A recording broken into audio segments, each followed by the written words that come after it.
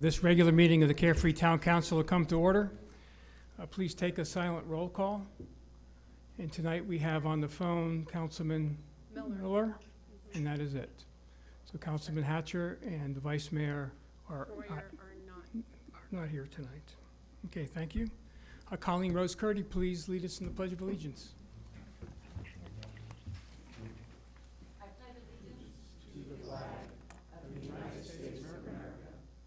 To the republic for which it stands, one nation, under God, indivisible, with liberty and justice for all. All right, well, thank you. And if you have occasion to come up and speak, please speak into the microphone and be clear so everyone at home can hear you and we can all hear you. And we'll do the same up here. First up on the agenda is the consent agenda.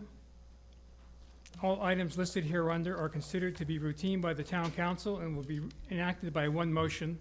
There will be no separate discussion of these items unless a council member so requests, in which case the item will be removed from the consent agenda and will be discussed separately. Item number 1, approval of the August 6th, 2024 Town Council regular meeting minutes. Item 2, approval of the September 3rd, 2024 Town Council regular meeting minutes. Item 3, acceptance into the public record of the September 2024 paid bills. Item 4, approval of the cash receipts and disbursements for July 2024. Item 5, approval of the proclamation declaring November 1st, 2024 as the Extra Mile Day, a day to recognize people and organizations who are creating positive change in our communities through extra mile efforts in volunteerism and service. Item 6, approval of the estimate by Titan Commercial Cleaning to repair and refurbish the flooring at the Carefree fire station. 7, approval of Resolution 2024-10, designating the town clerk, treasurer as the chief financial officer to submit the fiscal year 2025 annual expenditure limit report to the Arizona Auditor General. And item number 8, approval of the closure of ho-hum streets on Monday, November 11th, 2024, from 1:30 p.m. to 5:30 p.m. for the Carefree Veterans Day celebration. Are there any of these items the council would like to have pulled from the consent agenda? So hearing none, I would entertain a motion to approve items 1 through 8 on the consent agenda. Motion to approve items 1 through 8 on the consent agenda. Second. Okay, all in favor? Aye. Aye. Opposed? Passes unanimously. Thank you.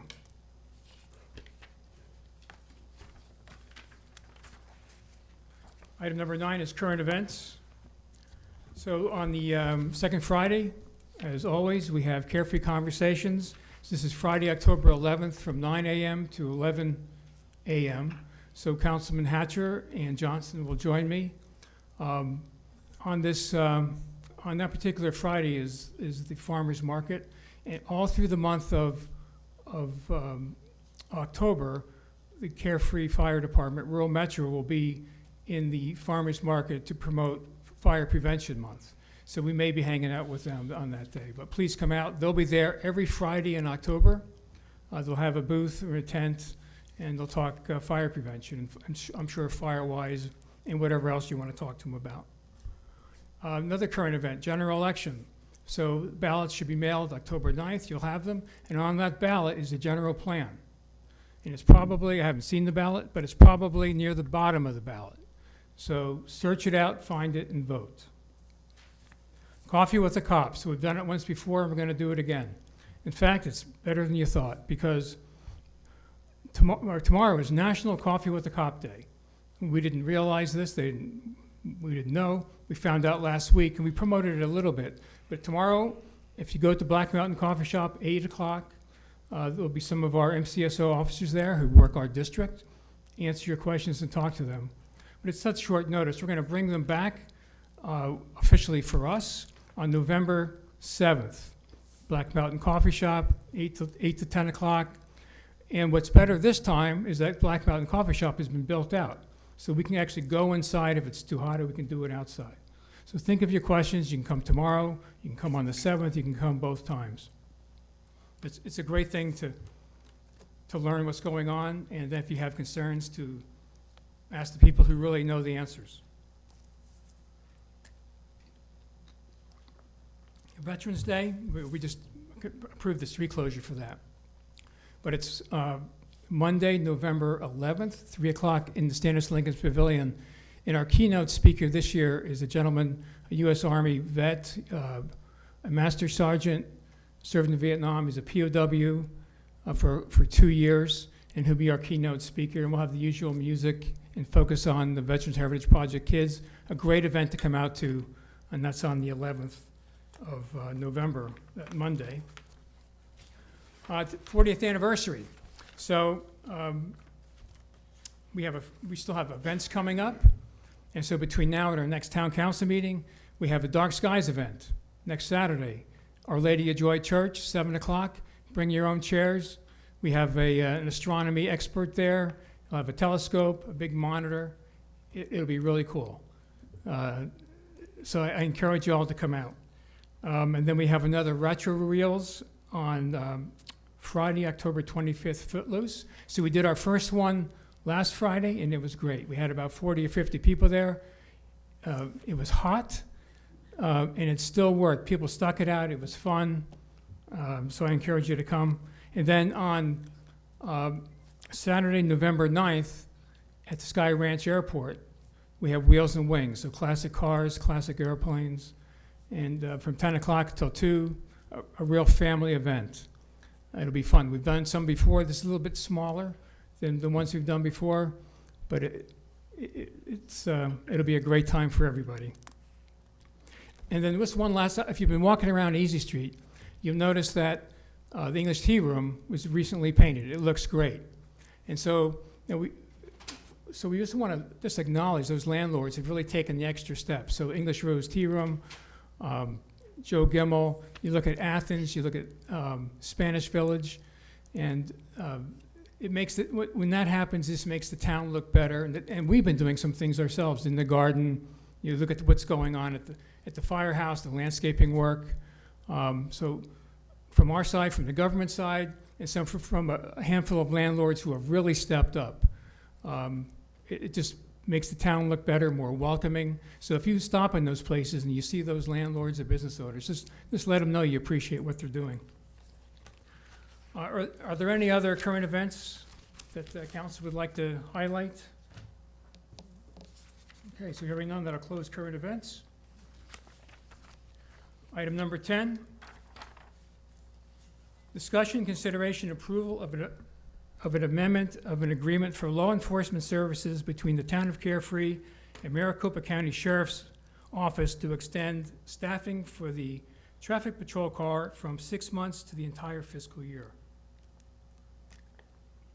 So, for the last several years, we have had traffic patrol for 6 months, October through April.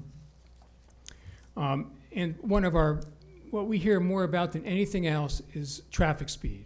And so we want to do is come up with ways to manage that speed, right? Rein people in, make folks more conscious. So in the budget cycle of this for this fiscal year, we allocated money to do that.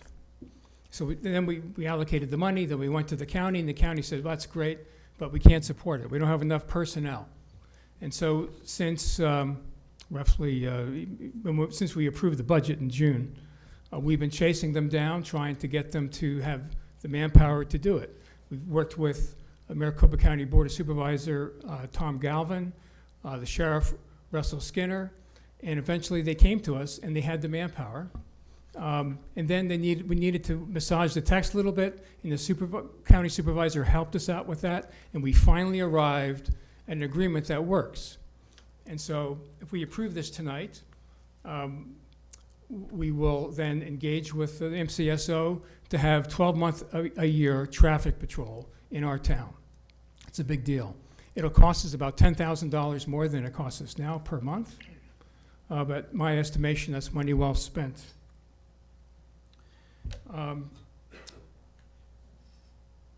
Does anyone have any questions about that? My question is, is there something that supports the need to have increased presence for traffic? Well, I would say well, we've had one fatality, we've had a hit and run, we have a lot of residents bringing to our attention regularly speeders. So I would say there definitely is a need. And But it's been a consistent, sorry, but it's been a consistent need, or is it just isolated to certain events like the motorcycle event and other things happening at different times of the year? So I guess my question is, if we enter into this type of agreement, it is locked in year-round? Is it something that can be just turned on and off periodically? Well, we're locked in for this fiscal year. I'm sure if we decided not to do it, they'd probably be happy because they could take those resources and allocate them elsewhere. But there is one issue, and that you talk to staff and you talk to me or probably the other council members, and we get pushback on traffic all the time.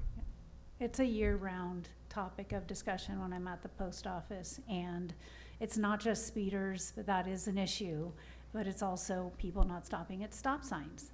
And so if we can, make some headway on that with having somebody, even when it's not as busy, this, like I said, it's a constant year-round issue that people bring up to me. And simply having a car out there helps improve behavior. Whether issuing tickets or not, it improves behavior. So I think it's a good thing. We had talked about the possibility of increasing the number of signs, the speed signs, the digital signs out there. Would that not be a better allocation of resources instead of having a physical officer out there and paying $10,000 a month that perhaps may catch the occasional? Well, we've had the signs out there, we've had other signs out there for a few years. Yeah. And I drive up Tom Darlington every morning, and people are, when that sign was there before I got ran over, people pass me all the time. And I'm pushing the limit myself. So there's certainly a need. And Mayor, if I can explain, it's essentially a two-prong attack. You have education, that's the speed radar signs that we purchased last month, and there's 10 of them that will be installed throughout Carefree. They also collect data that can be pushed to MCSO so that they can focus their patrols based upon the reports, the enforcement reports that those speed signs give us. So it will be a focus effort through MCSO. This will allow us to catch those bad actors as they're passing through the community, but also educate those folks that aren't really paying attention and then see that speed flash up in front of them and say, oh, I'm going too fast. So it's a two-prong attack, and we think that this will be more effective with the level of service that we have today. I guess for $10,000 a month, I'm wondering how often they're out there. Is this a 24/7? Is this one shift a day, 8 hours, 2 hours, once a week? What's the frequency and when? This will be one car associated with Carefree that will patrol through different increments of time during the course of the week. So it will vary on schedule, but we will assume about 40 hours of coverage. Mr. Mayor, do they have any jurisdiction over Carefree Highway? No, it's Carefree Highways in Scottsdale. They can't write tickets on that No, in highway? fact, if they do, I believe they're dismissed. Yes, it's outside their jurisdiction. That's a shame. Yeah. Yeah. Yep. So the digital signs that Mr. Neese referenced, they'll probably be installed by the end of the year, the digital speed signs. My hope is that we receive them by the end of the year, and then we install them sometime late winter this spring. Yes. And while we're on the topic, so there's some other things that we've done to help better manage traffic and behavior. So if you've just recently passed through Pima Road in the Cave Creek intersection, or Mule Train in Cave Creek, we now have installed flashing stop signs there. And before long, we'll have one at Tom Darlington and Cave Creek Road. We've also recently talked about the Pima Road, Cave Creek Road intersection, making that safer, working with the Maricopa Association of Governments to have improvements there. And so they embarked on a study to improve it. They work with us, they work with Scottsdale, and this discussion covers that intersection as far south as about 4 miles. It includes the Stagecoach Road Pima Road intersection. So at our next council meeting on November 12th, folks from MAG will be here to talk about where they stand and what they're doing.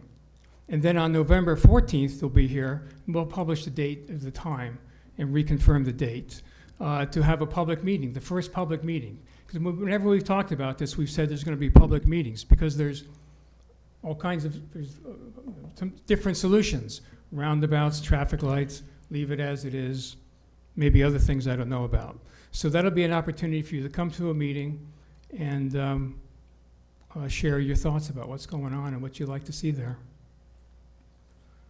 And lastly, we're talking public safety. The pedestrian crosswalk should be done soon. The striping will be probably completed in about a week. And the those flashing stop signs, they'll be done in about a week also? Yes, they should be done. They should be done by the end of this week. Okay, so we have a lot of things going on to improve public safety, key things. And the reason we're doing it is because for a long time, we've heard public input. Folks worried about crossing the street, worried about driving. We want to do what we can within our means to make it as safe as possible. Before we take a motion, is there any other comments from council? So hearing none, I would entertain a motion to approve Resolution 2024-11, authorizing the mayor to execute Amendment Number 1 of the Agreement for Law Enforcement Services between the Town of Carefree and Maricopa County, effective October 1st, 2024.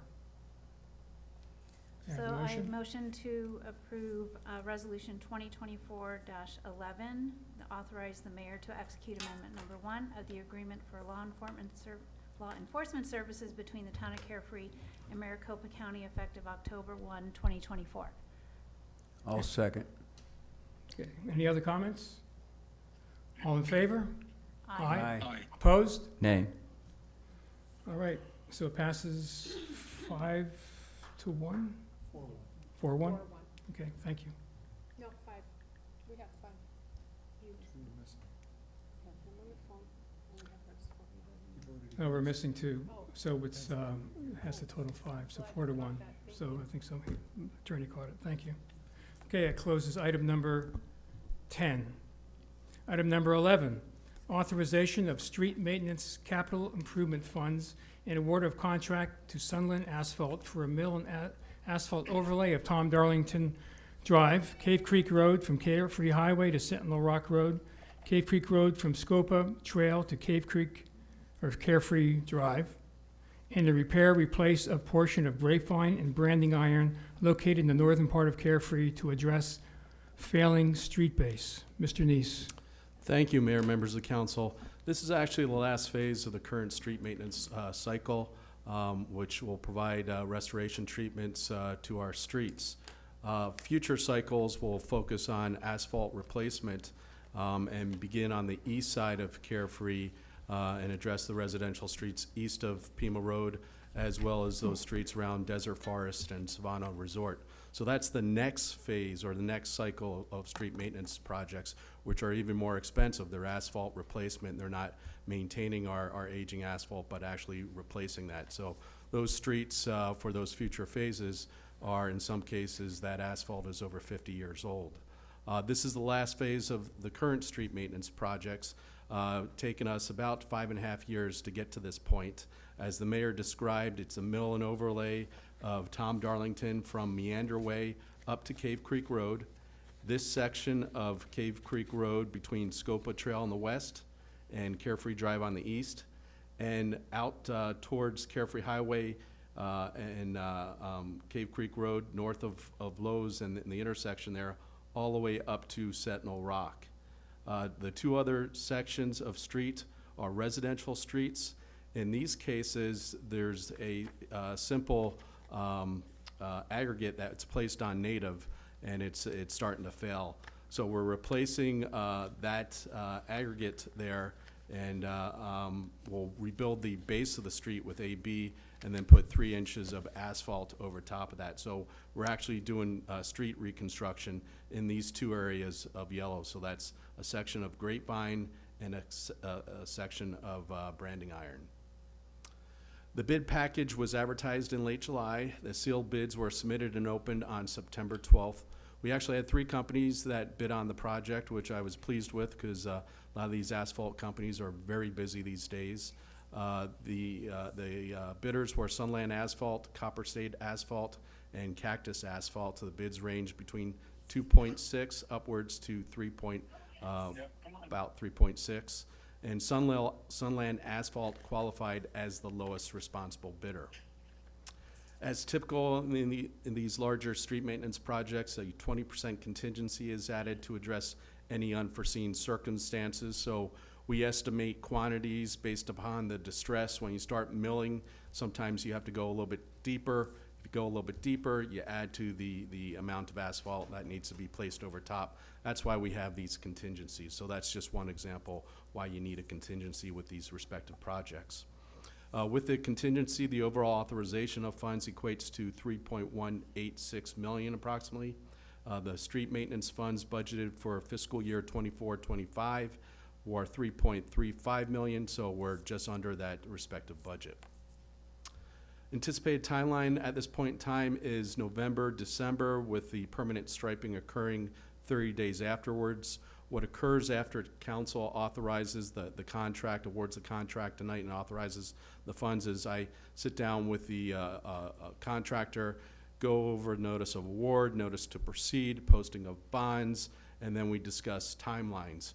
One of the wrinkles in this is the section of Cave Creek Road near Carefree Highway. As we all know, if we've gone through that intersection, the city of Phoenix is marching north with a 16-inch water main on Cave Creek Road, and they have some traffic control just north of that intersection. We are trying to coordinate with the city of Phoenix, but we don't know exactly where they'll be in November, December. Hopefully done, but we don't know at this point in time. We're trying to coordinate with the city of Phoenix and their respective contractor on those respective improvements. Based on that, there could be some delays in that respective section of street. So tonight, it's the awarding of contract 2024-02 to Sunland Asphalt and authorizing the budgeted capital improvement funds of approximately $3.186 million. Be glad to address any questions that the council might have. Any questions from the council?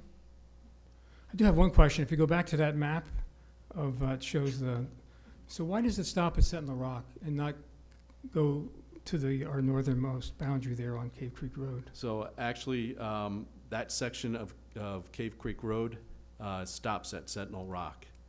So that's where our right-of-way stops. So it doesn't really? extend northward, yes. Oh. Yes. Kind of one of those idiosyncrasies with how the community was incorporated, but yes, that's the reason.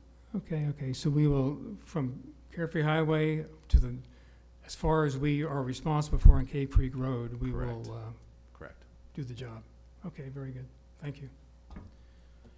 Okay, so hearing no other questions, I would entertain authorization of approximately $3,186,000 of capital improvement funds dedicated for street maintenance and award of contract 2024-002 to Sunland Asphalt. Okay, I have a motion.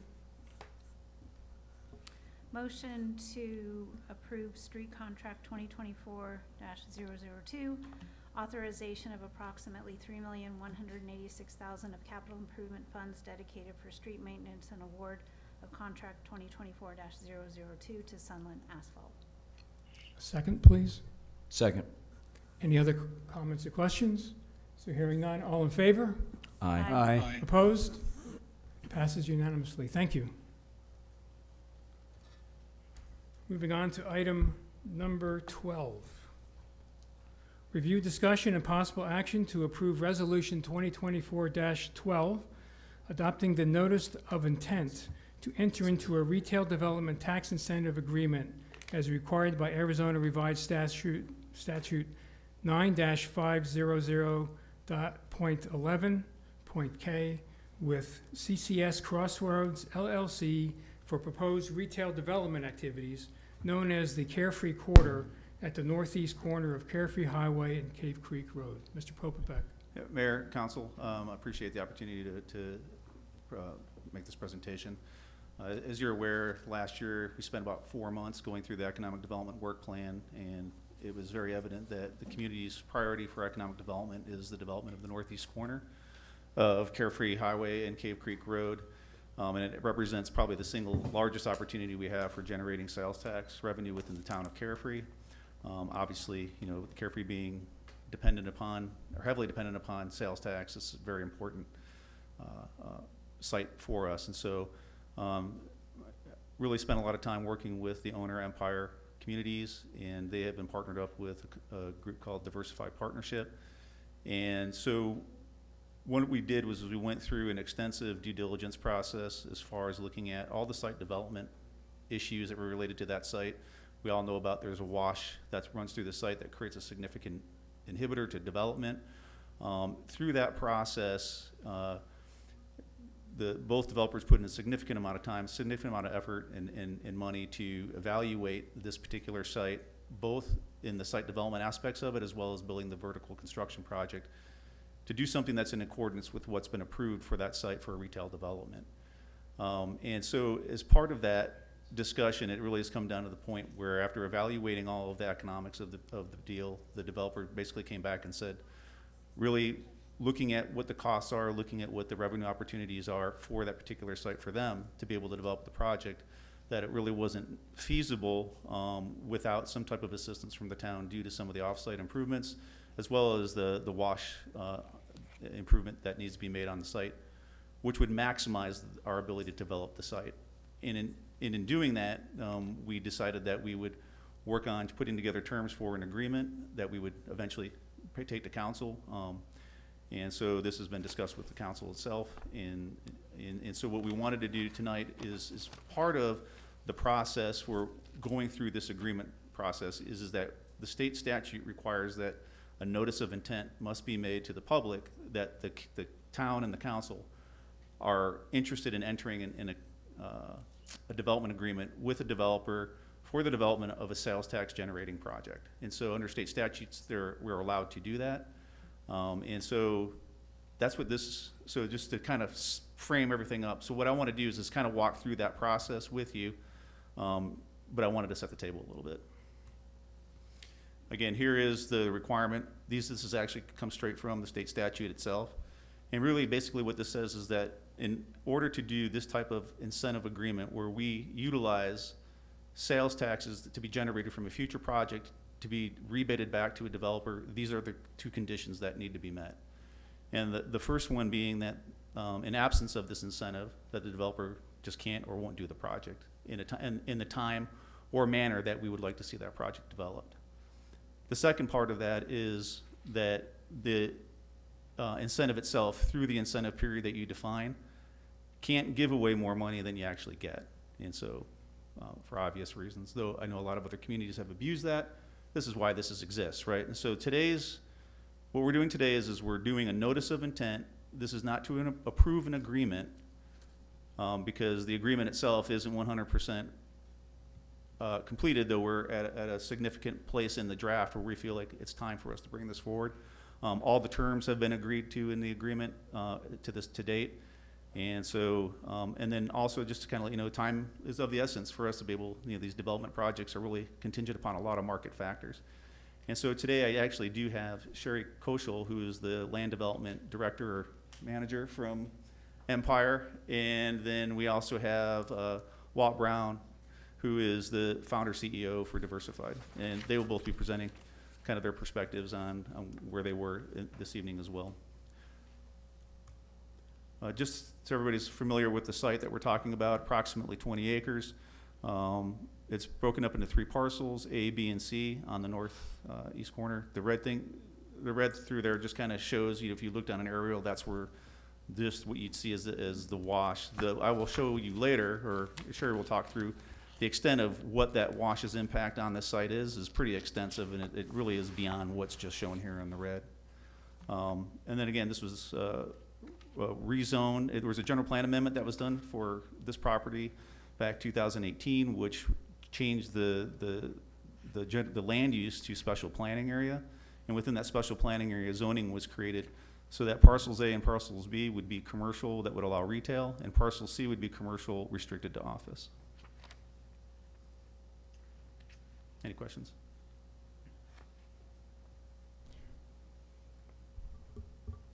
I have one question. So you mentioned time is of the essence. Can you elaborate on that? So I can't, what I want to do is when I'll get through, I'll let Mr. Brown elaborate on the timing for the development. So he'll be able to answer that a little bit more clearly. Any other questions? Thank you, Mayor. This was the approved site plan. The approved site plan actually showed for a total development of 155,000 square feet with 125,000 what we'll call retail square feet, or that's the development that is on the south side of where the relocated wash you see in this site plan shows. And so our goal was to bring in a developer that would conform generally to what the original approved site plan was. And this was, obviously done in conjunction with the neighborhood and the community. And one thing I do want to point out, when you look at how the site lays out, you can see that there's a relocated wash on the northern and eastern side of the site. And what that does is it really allowed for the maximization of the development of everything south of that particular wash. So when we look at these numbers here, if you go back to that, 155,000 includes all square foot build out on the entire property, including the office, which would have been on that northern segment. Correct. And then the 125,000 is everything south of the wash, that's retail. Correct, Mayor. And just to kind of footnote, just because again, it says 125,000 retail square feet, it is all commercial. There's nothing that in the zoning that requires retail. I mean, commercial does allow for a lot of things. Our goal is to make sure that it is a retail center, though. That really is the push for what we're trying to accomplish. And that's why I think the developers we're working with today are exactly what we've been looking for. And so at this point, I'd like to, kind of just briefly walk through, and Sherry, I don't know if you want to comment on it. You want to walk through this? The history of the site? Pleasure, yeah. It's up to you. So, go ahead. Yeah, okay, fantastic. All right, good evening, Mayor and council members. It's so great to be back here. My name is Sherry Koschel, and I represent the Empire Group of Companies. We own this property, and I'm happy to be back. It was November of last year that we were here, and getting the lowdown from Steve on his economic development plan that he was presenting to you. So we're really happy to be back here tonight. Appreciate your time, appreciate your acceptance of our request for this development agreement. So from a history of this property, we actually entered due diligence on this property in 2016. So we have been very engaged for many years and are very pleased to see the progress that we've made in just the last year. But we did purchase the property in 2017. And after buying the property, we filed our rezone application in late 2017, and fall seems to be kind of a special time for us with this property because we filed in fall of 2017, and then in 2018, November, we were approved with our special planning area and our rezoning. At that time, we had the site plan that Steve had up on the board. Following that, in November of 2019, we were able to get the CCN expansion through Arizona Corporation Commission for sewer service from Liberty Utilities to this project.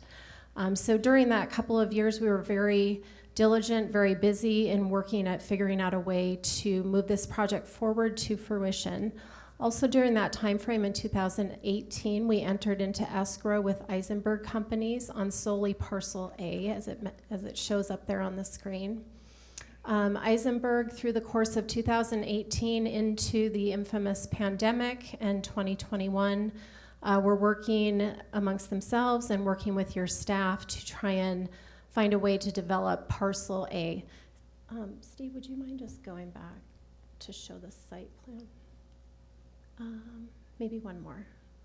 So yeah, to be clear, parcel A is, as you can see, so it's basically the 1/3 of the site. They're south of the wash at the hard corner. So as Eisenberg worked through that process, because of the intricacies of this site, The infamous wash that Steve mentioned, the off-site improvements, which are extensive, both along Carefree Highway and Cave Creek Road.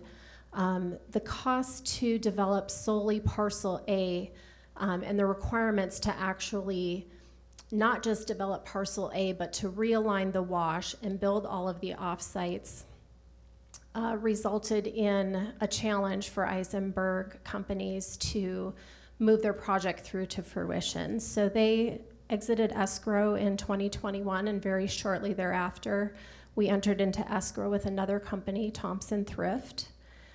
They worked through the process and had some ideas of what they would have liked to have developed, both commercial, retail, and multifamily. Of course, working closely with the town, realized by 2023 that they were also not going to be able to move their project forward to fruition.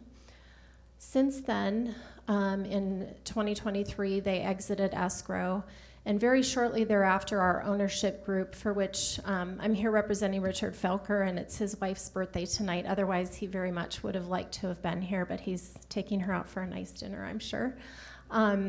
Richard was very adamant about finding a way forward with this property. We have had it in our hands for a long time, and we're really looking forward to finding a way to get it developed and bring it to fruition. Fortunately, we've formed over the years a great partnership and a great relationship with Mr. Walt Brown and Diversified Partners, and so we were very happy when they wanted to engage with us and have conversations about the various uses, the various possible tenants that would be looking to relocate here in the town of Carefree. So just about over a year and a half ago, we formed a partnership with Diversified Partners and have been moving forward diligently since then, working with your amazing staff, Steve, Stacy, Gary, Greg. We really appreciate all their engagement with us on this project. Maybe the next slide. Okay, perfect. So this is currently the working site plan that we are moving forward with in terms of design and revising site plans and starting to work through the city process as it relates to refining our site plan that was originally approved with the rezoning. The wash. So you'll have to bear with me. I'm a civil engineer, so I can get kind of geeked out on things like washes and roadways, but I'll try and refrain a bit on that. But what you see here on the screen is really the existing wash in its form today. And this wash previously had been projected to be conveying 1,400 CFS of water from east to west, and for the eastern boundary through the site and under Cave Creek Road, and it continues west from there. What you see in red and pink is really the extent of the wash. It encompasses a huge portion of the site. Certainly lower storm events would not take up that entire width of wash, but in the large design storm events, that is the projected width of what that wash is. Now, that being said, last year, as we looked to try and find ways, what can we do to move this project forward and get it developed, we decided to ask the question and go back to flood control and go back to our design engineers and say, you know, there have been so many things that have happened upstream. There have been refinements in design software and analysis of hydrology and hydraulics all across Maricopa County. In fact, flood control has done their own studies in this vicinity, and with that refined analysis, it was determined and approved both through the town and flood control. Our new analysis actually shows a 50% or more reduction in that 1,400 CFS. So we've been able to reduce the design flow, but all that being said, we still need to convey 600 plus CFS from east to west and get it under the culvert in Cave Creek Road. So when it comes to design of this and rerouting of this wash, maybe if you could go back to the previous slide, Steve. you'll see that it still aligns and curves and then heads to the northwest. But certainly the extent of it, how we treat it with rock and riprap to avoid erosion, all of that has been helped by the reduction in flow. However, the earth moving, and it still needs some treatments as far as rocks and gabions and things such as that. Those costs are still significant, although we're pleased to know that we've been able to reduce that over this time and these efforts. And what this shows, and Steve may go into this a little bit more, but we have analyzed various ways to skin this cat. Like I mentioned, we just went through a whole revised drainage analysis, but we also took a look at what would be able to be developed, what area might be able to be developed on this site if we were just to leave that large wash in place for the most part. And as you can see here, it's very limited, the green areas, as to what may have been able to be developed if we just basically left the wash in place. The other complication and challenge with what I would call legacy project, this is one of those projects that is not flat farmland like we sometimes encounter. It's very fun and challenging, but we have over 25 feet of fall from the east side of the site over to Cave Creek Road. So as our designers look to manage this property and design it accordingly with all of the buildings that we are proposing, it's very challenging. And then this is just another overlay Steve prepared showing the extents of that wash. Again, between the gray lines is basically the red that you saw earlier, on top of the original site plan that was approved as part of our rezoning. Just a couple of other notes as it relates to costs. I'd mentioned it earlier. The off-site improvements of roadways are extensive in this area. We have jurisdictions with both your town as well as Scottsdale and Cave Creek. Those two entities are along Cave Creek Road, so we've been working closely with them as of late in ensuring that our designs are commensurate with the capital improvement project that they are putting through their process, that being City of Scottsdale. I mentioned earlier the CCN expansion for Liberty Utilities. We are working closely with Liberty Utilities. They have downstream lift stations that are being analyzed, and working closely with them to ensure connectivity of our sewer into their system. So that has been an ongoing challenge over the years as well. And then water. Fortunately, through the course of the last 8 years as we've owned this property, I know the town has been working hard and diligently on water line extensions, and I know at one time there was a challenge with where the water was coming from, and very pleased to see that that system is there in place, and we plan to make kind of the final connection just to the east of our property as part of this development. I think that's it. Okay. Sure. We'll let Walt come up. Yeah. Well, I'll go ahead and put it back on the site plan, but Good evening, Honorable Mayor, Council, staff. Thank you for allowing us to talk a little bit about what we're doing, and I'm here to answer questions. I'm Walt Brown. I'm the founder of Diversified Partners. I'm also an original investor with a company called Westcor that you guys may have a little experience with and a little knowledge with. We own some other projects on the north side of metropolitan Phoenix and in what we'd call the same trade area. And I'm here to answer some great questions and talk a little bit about timing. You mentioned some timing.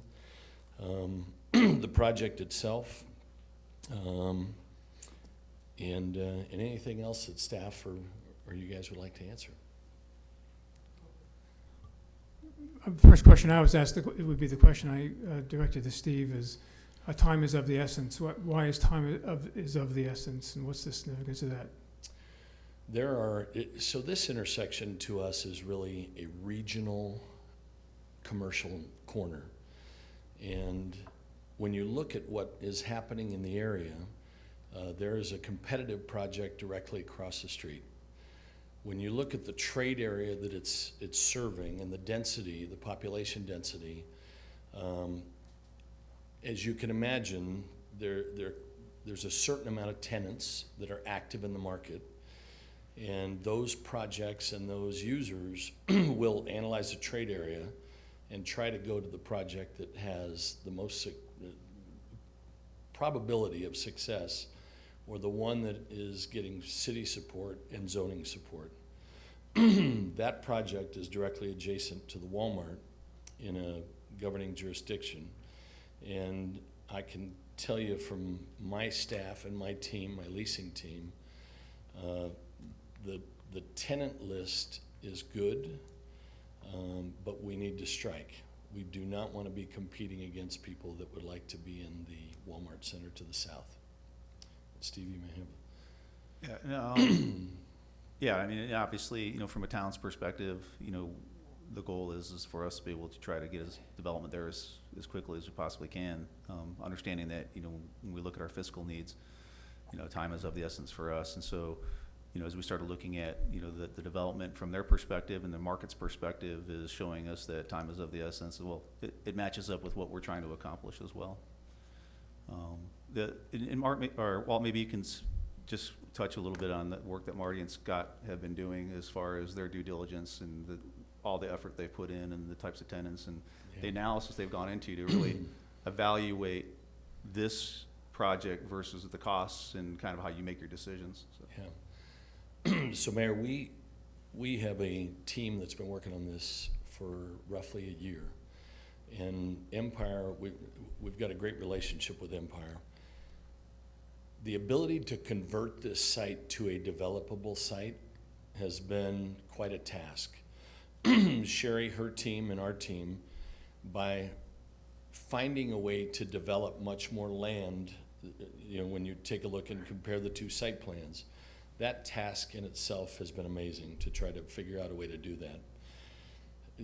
When you look at that little the exhibit that had the two green areas, and you really look at what revenue is created from that small amount of development, as well as those type of users without some type of an anchor that is going to bring those other tenants.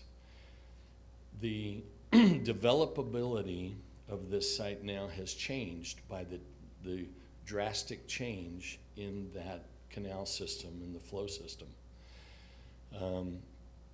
The tenants, I hate to pin down tenants, but we did the project at I-17 and Carefree Highway.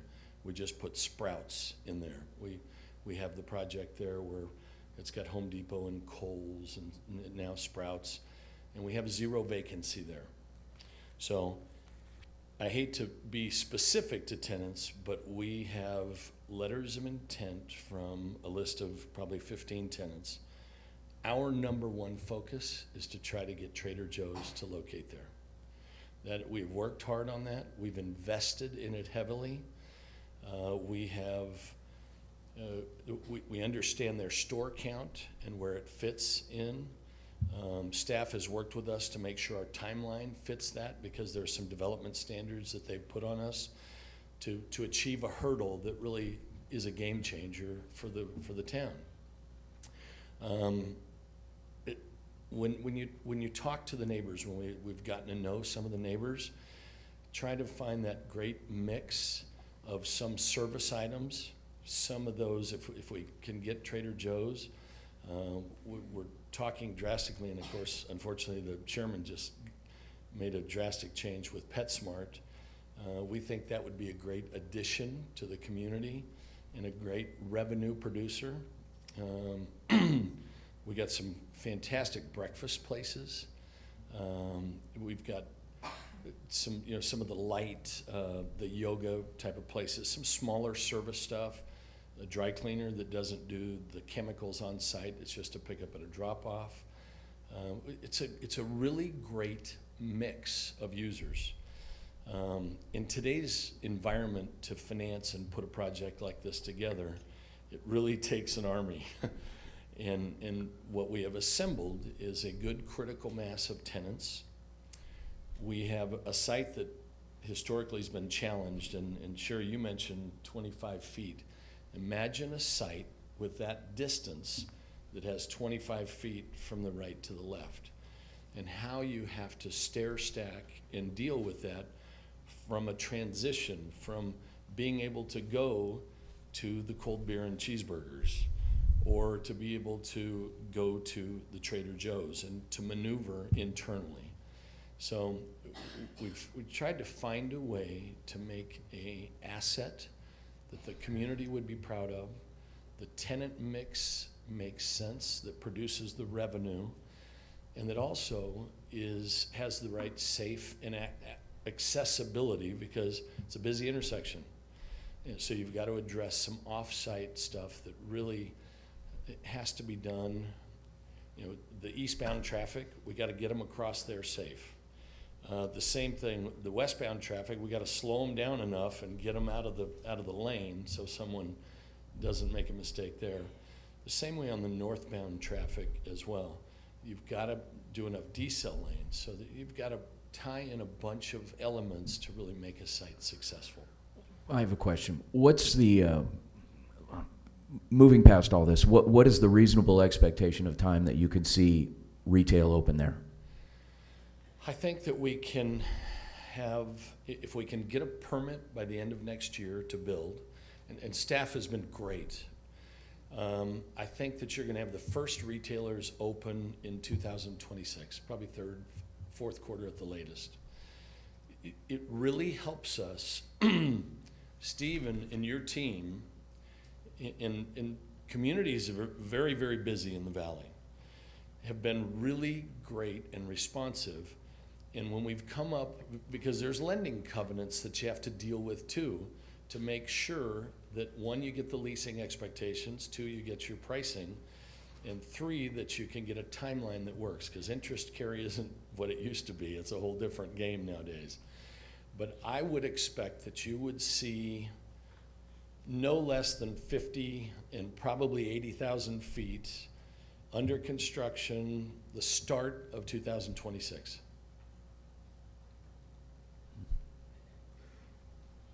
So when you said a building permit by the end of this year, or would you, because I think you said next year, I just want Yeah. to make sure I understand. The minute we have all the approvals that we need from the higher level, we will start construction documents. It'll take us 90 to 100 days to get those done. Then we'll put them into the system with you guys, depending on the turnaround and how busy you guys are. If we could get those out May, then we could take a month or two to go out and bid them and price them. Then it takes another month to get a contract and stage it up and go from there. I can guarantee you, Empire and us, it's a full speed ahead. We've written huge checks to get to where we're at today. In the perfect scenario, this was approved as quickly as possible, and we got a dirt work permit to eliminate the competition. And saying that so everybody knows, when they see dirt work happening, when I bring a director of real estate and I pull up and I go, here's your location right here, and they can see activity on that, it's a game changer. And I don't want to be caught with someone else in another project getting 1 second ahead of us. So from our standpoint, we're spending every dollar we need to get this project approved with the hope that it works for both of us. And did I understand correctly, you said you have 15 letters of intent now? Yes, sir. Okay. Yes, sir. What % of tenants is that? Well, hold on, let me.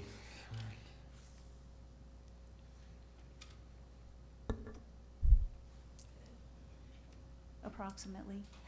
It's 75% of the retail. And I want to, and in the perfect scenario, my lending covenants and my lender have questioned the office to the north.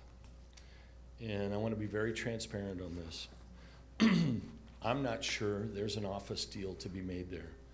So in the perfect world for our lender, we had the opportunity to market it to office. But if we didn't have an office user and we had a good retail user, Heartland Dental has said they would like to be here. It's not an office. They're really a dentist in a retail environment. So I would just say to you, we're probably, if I ink everybody that we have LOIs, we're at 75%. What we're envisioning is we start with the entire anchor position and a couple of pads, and then what would be the whole east to west on the south frontage. And the buildings in the back, we would leave enough of a view corridor to protect them, because what happens is if you do too many pads up there, you lose the value of the stuff in the back. We've talked with Cold Beer and Cheeseburgers, and they have already approved the site, and they want a 2,300-foot patio. And I'm trying to figure out where to put them, that it's a good, safe environment. You can get them in and get them out, because, you know, game days and World Series and all that stuff. But they also have a really good crowd that's got, if they're on a 2,100-foot patio, we need to design it right. We just have to make sure that it is designed appropriately, the noise or the sound, if any, goes out. I've talked to the VIG. I'd love to put them up here. They're such a great operator, and what they've done with McDowell Mountain Ranch, I think it would be a great asset to the community. Not too high end, not too low end, but they can also, they have a little bit of an environment to them, and they've got a great menu. So if you look at sections A and B, in terms of the percentage of retail that you would envision, because retail is what we make our money off of, versus, say, services. And I understand the need for services, having a dry cleaner. Yeah. What percentage are you targeting?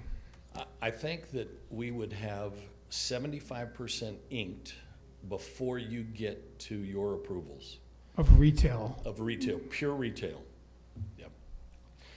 We have, there's a little bit of a stigma about this site that we have dealt with the previous buyers that were out there in the market. And we've had to clean that up a little bit.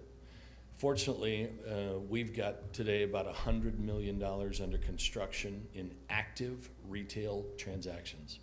We've got, and not including this project, we've got about $245 million planned for next year. We have to, the perfect scenario for me is to show that we have the support and that we're gonna get the project approved, and for me to get some dirt work done. I need to bring some retailers and show them, and that will help me. And staff and I've talked about that, and we can address that.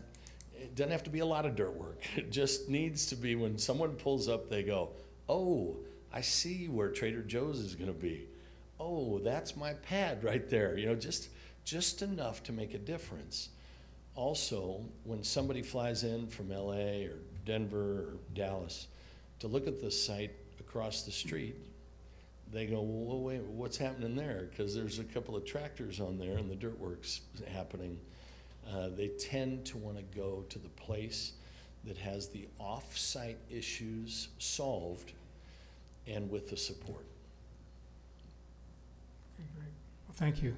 Yeah. Other questions from council? So based on your 75% number in the normal process of doing these projects, I realize this is probably a fairly small one for you, but how do you feel about that number? Is that a number you feel really good about, or like you need to keep stretching, or how do you feel about that? I think it's great.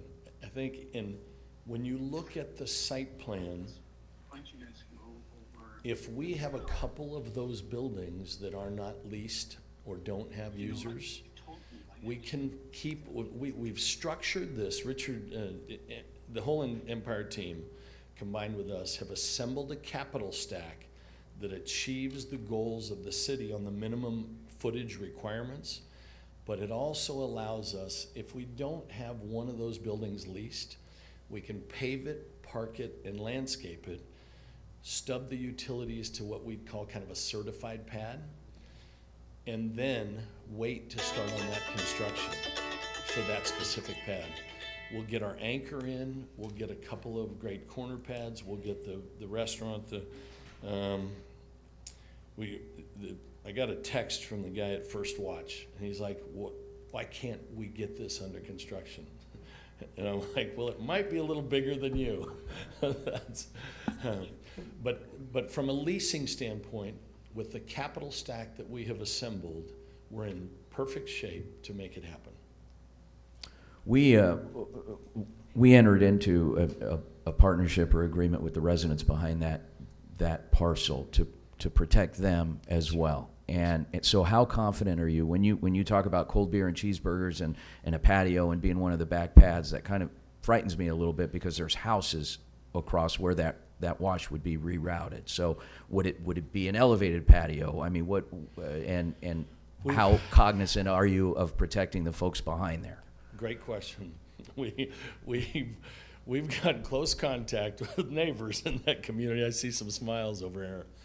We have to really focus on the design. The good news is the wash creates a good buffer, and with the right landscaping on that north corridor, as you know, when you look at the wash, Steve, could you maybe go back to the one that you can see the wash, but you can't see the color. But envision that whole, there you go, on the green side, a landscape, and you got to be tricky with that landscaping because desert landscaping doesn't tend to have the leaves to block that type of stuff. So you really have to look closely at the design. And that's why when we talked to Cold Beer and Cheeseburger about moving on the street, I really want them in the back because I think there's enough parking back there and we can still protect the pads. But we have to design it to where it faces south.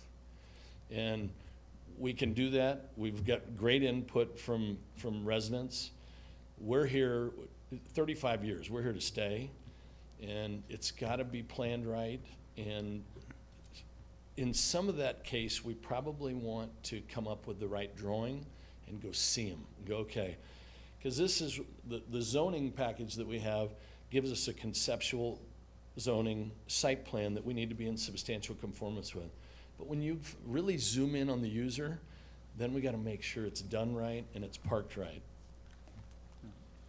Councilman Delicio, just to kind of go to your point, one of the things when you look at that parcel C is that, and this is where Mr. Brown's being transparent, is that for them to really be successful and for them to develop the property and is to look at potentially alternative uses that are retail on that parcel C.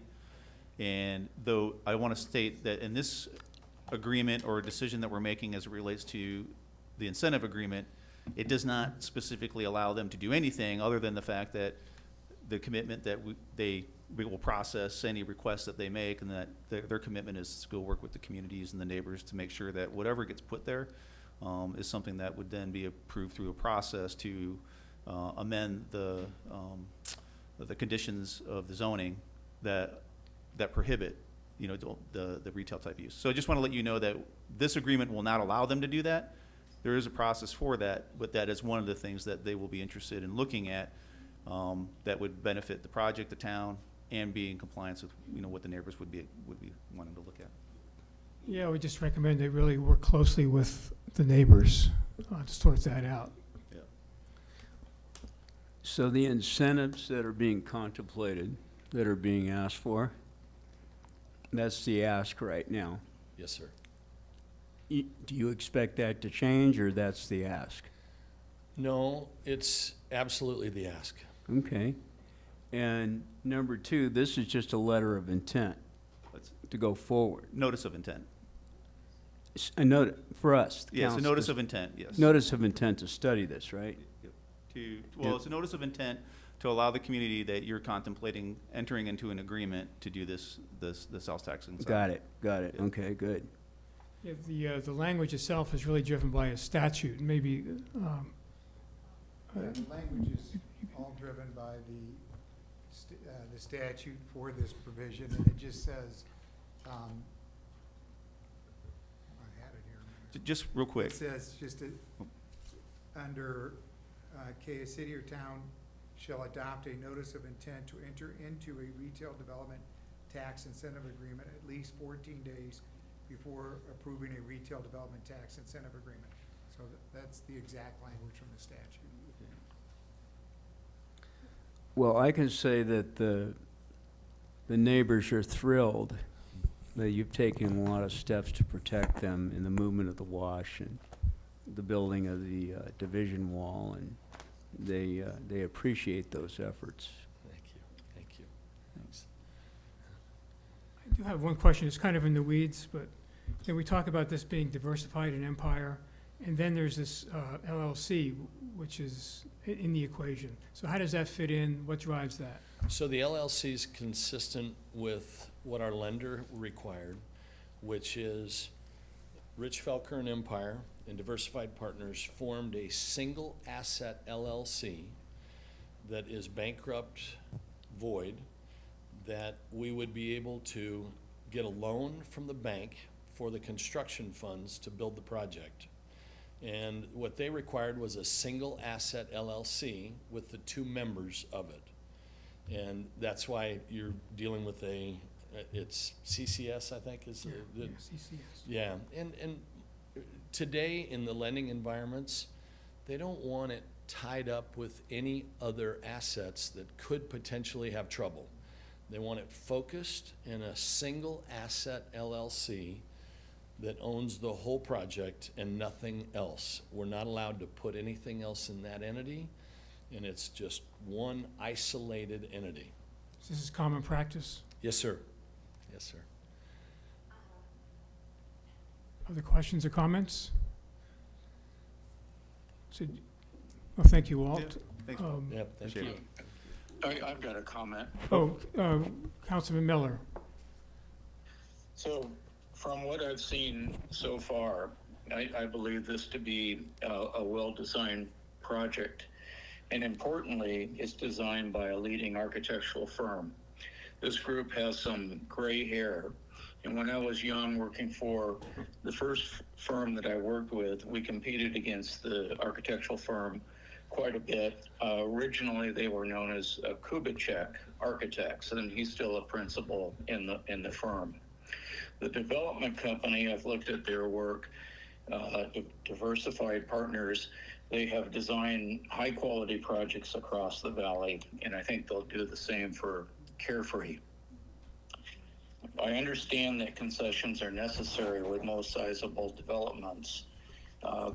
Our corner is the last to be developed. Obvious to me, it's due to the large wash. So to turn this challenge into open space as a feature adds $4 million to the development cost. In the end, this will become park-like with trails along the wash. So I think it's an enhancement. It's a good transition to the neighborhood.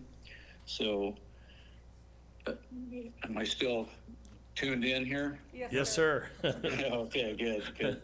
You know, in terms of the financial split, it provides income for Carefree as the first buildings come online. I've reviewed the concessions with a longtime friend. He's a retail broker. He is impressed that the terms provide income early on as the first buildings come online.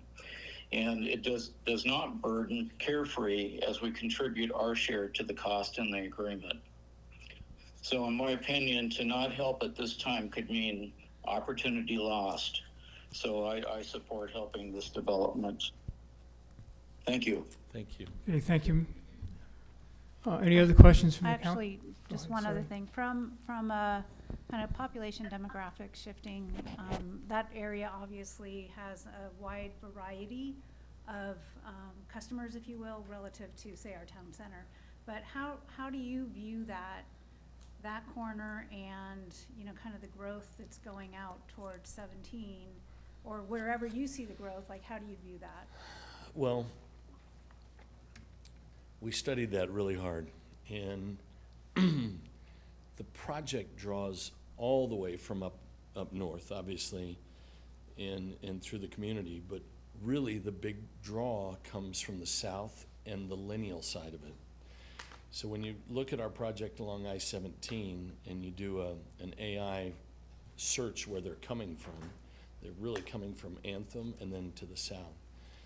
I think this generates a revenue stream that 60%, maybe even 65% of it comes from consumers from other jurisdictions. And that is a win-win. The development needs to have the right visibility and signage to get people to get off the street, and it's got to have the right tenant mix. And I review tenant mix in all of our projects, every couple of weeks. If we get what we think we can get, it will be a game changer for the town. And I asked my staff today, when they gave me the list, I said, give me everyone's ratio. Is it, you think it's gonna hit? What? And the LOIs that I saw, my guy said 99% if we move quick. If this takes 2 years to start construction, he was scared to death of it. But I think the consumer spending is 60-65% from other communities, which, Probably more. yeah. So you think south, like down Cave Creek Road, is the biggest draw? It kind of, it'll go up through the funnel just a little bit, but then it goes kind of down in a couple of, like, what I call little upside down Mickey Mouse ears, where you can put kind of those circles on there, is what we feel. Okay, thank you. Okay. Thanks, Walt. And again, So you have additional information to share before we go to public comment? so I wanted to walk through, I know there's some comments about just really kind of the analysis the town has done, because, we really need to meet the tests, and this is where the council agrees, and the reason we're doing the notices of intent is that the determination has been made that, that this is necessary, and the determination then needs to be made that it meets the second test, that we're getting more than we're giving away. And so, for your sake and for the public's sake, and you guys have reviewed this, but I think it's time, and the public would like to see, and we should know what the basic terms of the agreement are, and what the numbers and the analysis that we went through to come to this conclusion. And so before we do that, just, looking at what just the cost of the wash is, we're looking roughly right around $4.2 million for that particular project. So they did look to leave it in place as one of the options, but even then you'd still have to channelize it, which has a lot of costs, because you still have to do a lot of excavation for that. And then you have to bridge, and then you have to try to get people on one side versus the other. You still lose a lot of land to be able to park cars. Takes a lot of efficiencies, which really just drove, every time they analyze this, it always comes back to the wash being relocated to where everybody agreed to in the first place. And so just wanted to kind of let you know that it did take significant amount of time to go through this analysis. So I think Sherry may have even underscored how much effort they have put into this, but it's been crazy. So the activity to date and our conclusion is again, we've talked through everything. I think both Sherry and Walt talked through everything that they have done as far as being able to bring this project to a point where they're ready to move forward on it. Unfortunately, and Walt and his team were really nice in Empire to share with me their numbers, and those numbers are their budget numbers. Those numbers are their revenue numbers, and this comes down to really kind of the brass tacks of what the revenues and the expenses and the costs are going to be. And we had the opportunity to take a look at that, and looking at those numbers, it's clear that this wash is a significant inhibitor. Their ask from the town was right around, they asked for somewhere between 3.7 total to 3.9 million to help offset some of these costs, just to make the minimum amount of what they require for them to be able to pull the trigger on being able to do a development. And so this wasn't one of these situations where we went around, looking at developers saying, hey, we've got money, come. this was truly one of those situations where they've kind of pushed it from the beginning all the way to the end and came to us and said, look, you know, you guys want us to build X, we want to build X. This is the best thing for us, it's the best thing for the community. If you guys want to get this done today, you want to move forward now, the time is to strike is now. And so this is how we kind of came to that conclusion. So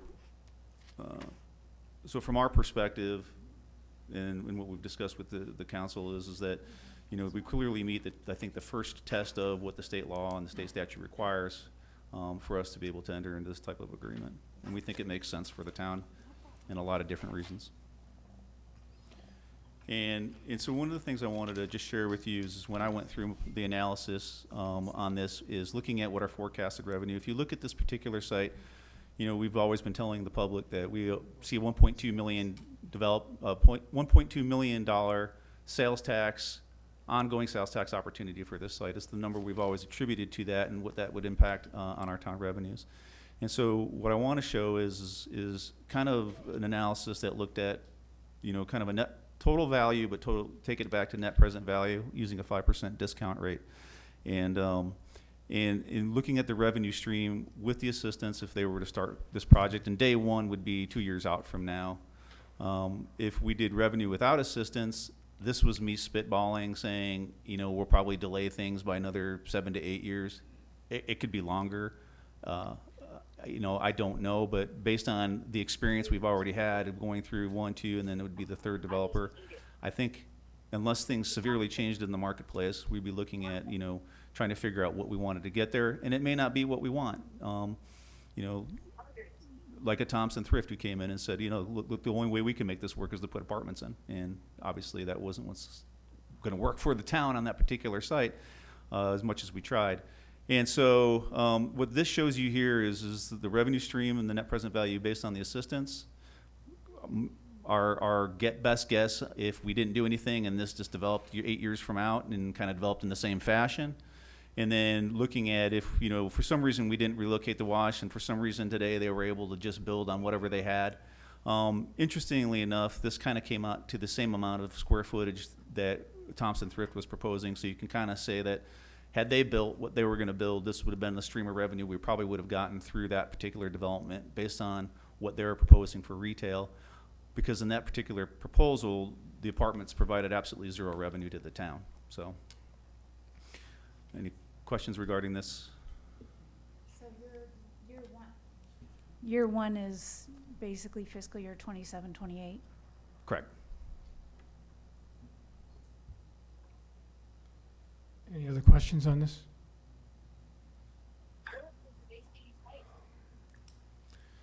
And so I want to get to the key terms that we have for the agreement. And really this is, you know, when you look at any agreement, you're just looking at what those minimal capacities are. And so, and really looking in, from a development perspective when you do these types of deals, you know, I know their intention is to build everything out of the gate, and I know they're going to do everything they can to do that. But as far as, you know, you start looking at agreements, just making sure that we come to something reasonable that allows them to, you know, be able to get the project in development and try to maneuver these agreements to the best interest of both the developer being successful as well as the town getting what it needs to get out of it as well. And so, you know, I always look at these types of agreements are to be mutual win-win benefits. And if everybody's winning in an agreement, everybody wins. And so what we're requiring them is by December 31st of 2026 that they have to build 60,000 square feet, which is roughly 2/3 of the southern part, the retail parcels A and B. And so what I want people to realize is that, and I didn't share this earlier, and I meant to, is that the original site plan that you saw showed about 120,000 square feet south of the wash. Their site plan is showing roughly right around 100,000 square feet for a lot of various different reasons. You know, they've actually gone through the analysis and have been talking specifically to retailers. But also when you start ramping up and including more restaurants or retailers that drive a lot more traffic, your retail square footage will shrink down because you need to have the parking requirement to be able to accommodate those, but your per square foot retail dollars being driven go up. And so those are reasons why, but I just wanted to, if anybody saw that discrepancy, that I just wanted to note it before, while we're still in this conversation. And then what they need to do is have a minimum retail requirement at this particular time of having one of the primary tenants that Walt had talked about, that would be in one of those primary, that main building, or they have to have 38,000 square feet of retail generating uses in motion, or they have to be, so they would call this the condition precedent in the agreement. This is what they have to meet to get the agreement to continue to move forward. Then there's a 5-year incentive period, and that 5-year incentive period, and I'm just going to explain how this works, is that once they meet this condition precedent of 60,000 square feet and the minimum requirement for retail, they have up to 9 months to be able to start the incentive period. And the reason we do that is because it allows them to put as much as they possibly can into that incentive period, which works to their benefit, but it also works to our benefit to get as much retail development built as soon as we can up front. And that is then capped at June 30th of 2027. So it's 9 months, but then that shrinks down until they get to June 30th. And then on July 1st of 2027, if they've met the condition precedent, no matter what they've got built, that incentive period starts. So they just can't keep kicking it down the road. There's going to be a time. The reason we choose a 5-year period is this shouldn't be in perpetual. You don't want to be in a situation where 20 years from now or 10 years from now you're dealing with payments that are going out. And it's to everybody's benefit. In this particular case, the developer's benefit to get money sooner than later, because money sooner is always worth more money than money later. And then for the town, it's for us is to be able to get to what we want is the maximum cash flow that this development's going to create.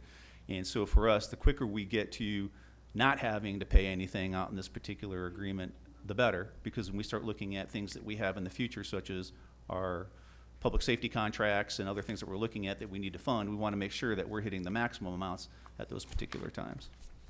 And so in this case, what we're looking at doing is reimbursing the initial construction sales tax. And this will be on a 49 to 51% split. This guarantees that we can't give away more than what we're getting. And so, just by mechanics, we've already met that test of the law. And what this means is that everything they build up until the point where we start this 5-year incentive period, they can get this particular split. And then there is the retail sales tax generated by retail activities and the retailers on the site, that when we look at that, the collections that we get, then we'll actually do the 49-51 split developer to town. So that will be over the 5-year period. The total amount actually is capped at the total cost of the public infrastructure. So when we look at everything that's estimated between the wash, the trail, water, street improvements, and everything else, that's $7 million. So there's also other non-sales tax terms that we've included, and this would include fee waivers. And the way we have it written in the agreement right now is that the fee waiver, it just gets waived when they go through the process. If for some reason they don't build, then they would have to pay for the fees. And so to look at the numbers that we anticipate, and so I went ahead and I prepared my own analysis on this, and then I was able to take the developer, provided information on their for their leasing, as well as their projections for what they think the revenue for the site is going to generate. And so I kind of put those two together. Interestingly enough, my analysis and their analysis almost came out dead spot even. So I feel pretty good about that. And so what you're looking at here is really the anticipated cash flow that we expect based on what we understand today for what the development's going to look like. And so when you start looking at what's in the tax amount retained by the town, that also includes construction sales tax. But on top of that, we do get what's called a lease tax for all the leasing activity, and then we also get taxes on utilities. And so that was just something else that we keep and retain at 100%, because we want to make sure that we still always maintain, just for whatever reason, we're just maintaining and keeping above that line of that we're getting more than we're giving away.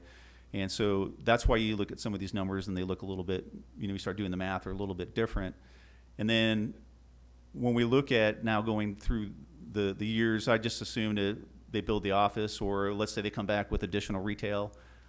you know, hopefully that could be sooner, but there's a process to that gets built. We would get another hit with the construction sales tax. I did not include any additional retail sales tax for the parcel C. So if we were to get parcel C income, that would actually obviously increase, you know, it could increase the amount they get, but it increases the amount we get. So when you start looking at this for the town of Carefree, our goal at this point is to make sure that when we come out of this agreement, that we're maximized to have the highest level of retail sales tax we can possibly get coming into the town. Now, when you look at the total 5-year number, you're looking at about a $3.3 million reimbursement, right? And so if you look at it just as the retail sales tax, it's roughly $3 million. But we've got a cap set at $7 million. And so people are gonna look and go, wow, that's a lot of money. And it is. And I know, Mayor, you've asked this question, it seems like a lot of money. And what the developers asked is to keep that ceiling in place because, and I agree, I think it's a great incentive because we're paying for the expectation to cover the costs for the things that we know that are gonna help get this project to a place where the developer can pull the trigger. But what it does is it gives them now the incentive to overperform. And if they kill it and they overperform, and let's say they hit $7 million, that means we double the amount of revenue we get on this project. And I think everybody would love to know that we could, instead of generating 1.4 million, we're generating 2.8 or 2.4 to 2.8. So, so the incentive there for them to kill it is there. And again, that just creates a win-win scenario. So, but what you can see through here is that even in the 5 years, we're still at the 55%, and then over the 10-year, we're at 77%. So we meet both the first and second tests for the law, and so that's why we're here. Any questions on the numbers? No, good explanation. I do have one question going back to the prior slide. So when we say 60% built by December 31st, 2026, what does that mean? Does that mean they're open for business? Does that mean they have a certificate of, what does that mean? So what it means is that 60,000 square feet of the project has to be built. So what does built mean? That's what I'm asking. Yeah, it has to be, they need to have a certificate of completion on that. So when you build multi-tenant buildings, or it'll be a C of O if it's a pad, when you build multi-tenant buildings, you get what's called a certificate of occupancy, and then each tenant comes in, and then they get their own, or certificate of completion, and then each tenant comes in and they get their own certificate of occupancy for their additional spaces. So what we'd be looking at is for them to have the building structures completed and at least one of the primary tenants open, or it could be a combination of buildings that have 38,000 square feet of retail. So, but if you start looking at the buildings, for them to hit this square footage, they're gonna have to build the primary building. So it's roughly 2/3 of that, of what that south of the Wash development would look like. Okay, thank you. I just wanted to reiterate that the first year numbers here are different from the ones you showed for retail, primarily because of the construction sales tax and the, and the second year it goes back towards retail. Correct. Yep.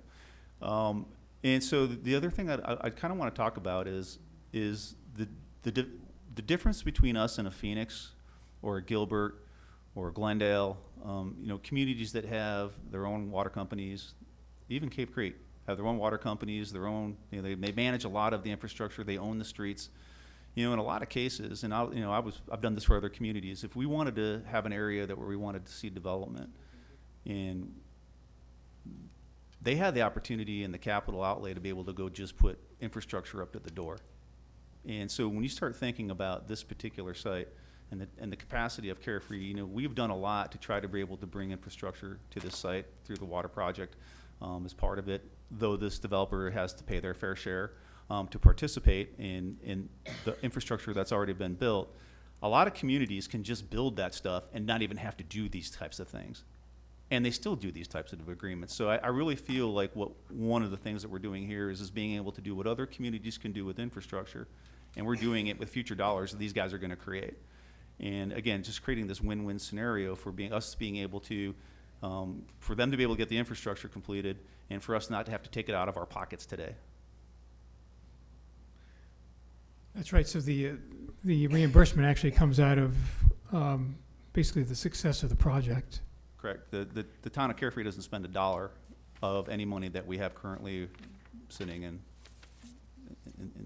for the city, or any other revenue that's coming in from another source. Any questions or comments additional? So now we'll open up the public comment. We have, Hold on. oh, go ahead. Yeah, so just to Oh, kind of, sorry. in conclusion, I just wanted to let people know, we've talked through some of the benefits of all of this, and really, it's a performance-based agreement. They get what they perform, and if they overperform, everybody wins. We get the cash flow that we expect, and for a long time foreseeable future, we can get the project built sooner than later. The developer's already told you their interest is to move as fast as possible, and so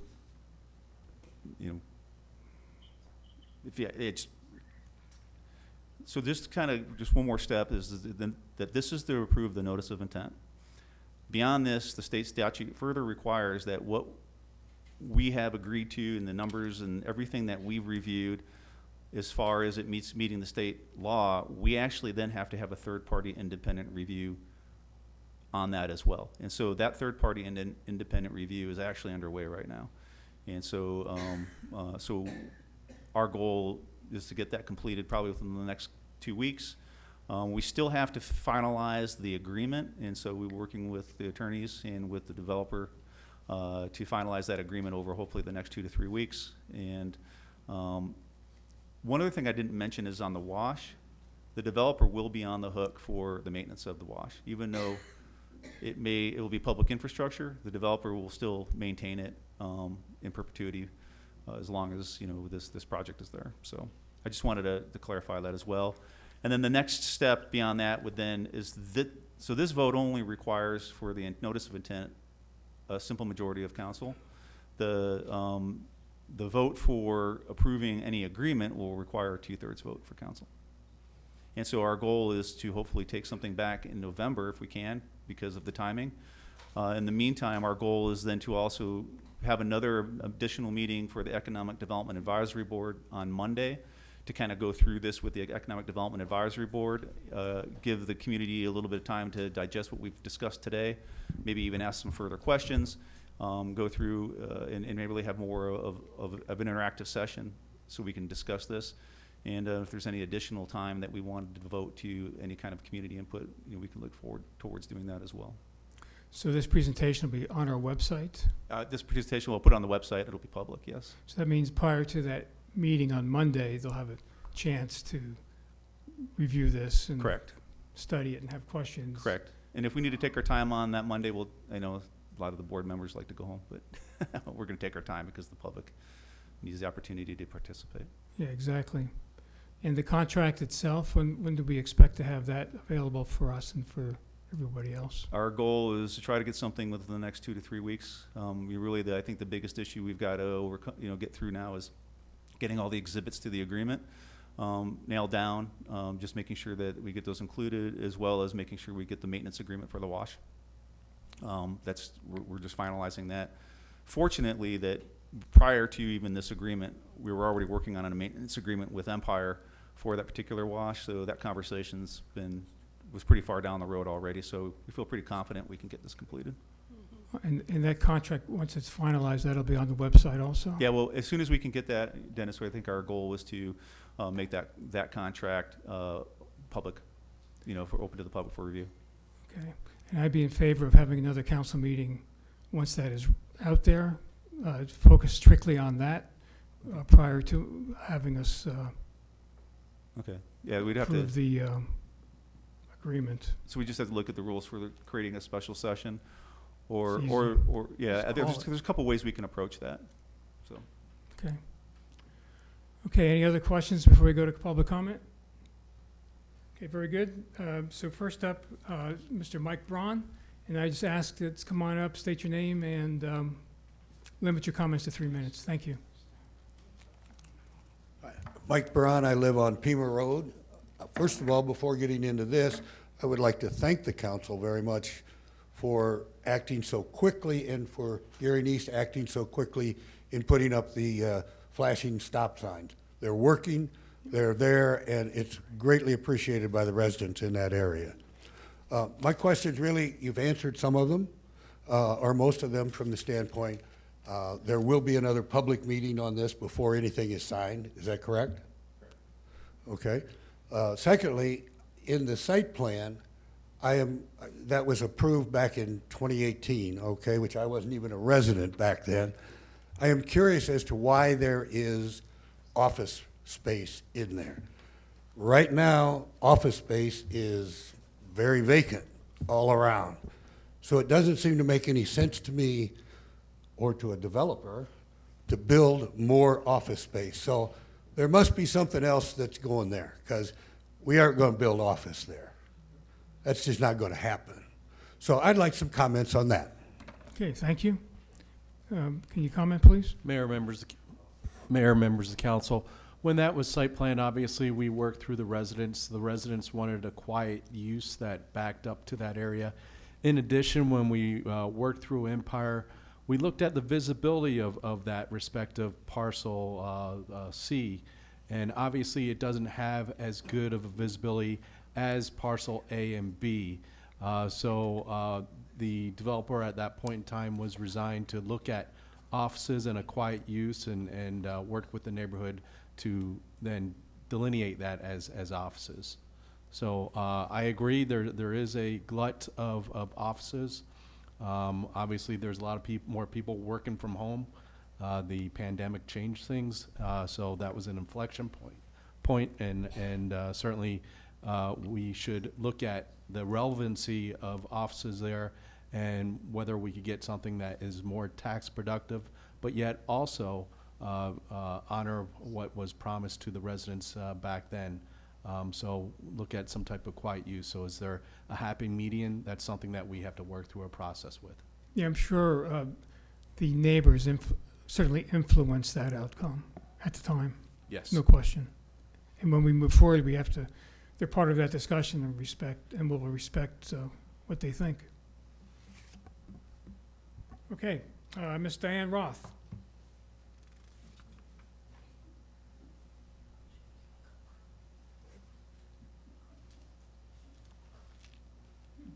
Diane Roth, Carefree resident, councilperson-elect.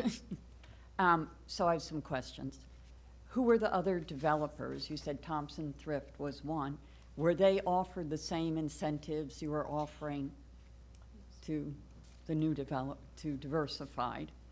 And if they weren't offered those incentives, why did you not offer them? Why did you choose this group? Do you feel they're moving forward more quickly than Thompson Thrift? We could have moved forward with them, or you said there was another developer. What exactly is the retail mix? I know you said yoga studio, burger bar. PetSmart is dying at the Summit, and they are closing stores nationwide, so I don't think they're going in there. So what are the anchor stores? And if you're going to generate the numbers you're generating, you need some high-end stores. That's not exactly high-end.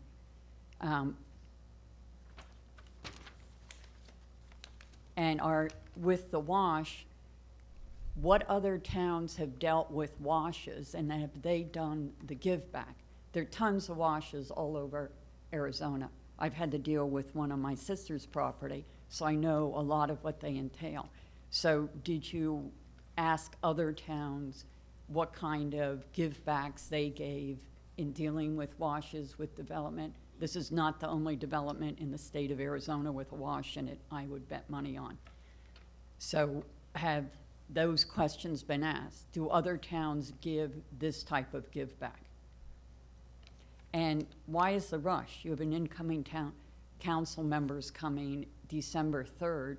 Shouldn't this wait until you have new council people? I don't think 30 days would make a difference if you waited till December 3rd. I'm talking from November 12th. So those are my questions. Okay, thank you. Can you please address some of those, or maybe all of them? Yeah, I'll try to, if I can remember them all. If I missed any, just let me know. You know, the first question is a good question in that, so the first developer, Craig Eisenberg Companies, they came in and they were only looking at the parcel A. And so really the capacity for them to, they weren't interested in developing the parcel B. And so when all these costs really kind of hit and and COVID created a lot of costs that were going up, it really just got to the point where, you know, he just wasn't in a position to, even with those, it would have cost us so much more because he was building such a smaller, limited development compared to trying to look at development of parcels A and to parcels B, potentially parcel C. So that's one of the reasons. The other being with Thompson Thrift is, you know, they had no interest in developing a retail project. They wanted to build.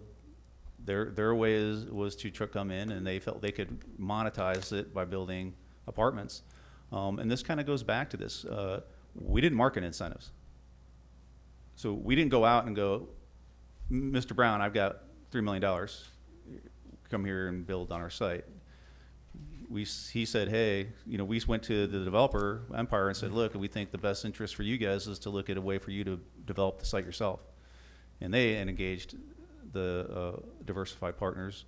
They're the ones that walk through all of the due diligence. They're the ones that try to reanalyze to see if they can reduce the costs of the on-sites and the off-site improvements, and find ways to be able for this deal to pencil out. They're the ones that eventually came to us and said, here's our numbers. We need some help to make this happen. So, so no, we did not walk around from developer to developer trying to wave money at them to try to get them to come to. It was quite the contrary. It was, we didn't offer anything. So, you know, this really kind of comes down and reflects the nature of looking at the numbers that they've shared with us and then coming to the conclusion that this really makes sense for us to do this if we want this type of development that is consistent with what we were doing, what we want. Thompson Thrift, quite frankly, just wasn't consistent with what we wanted. And that, I don't know what else to say.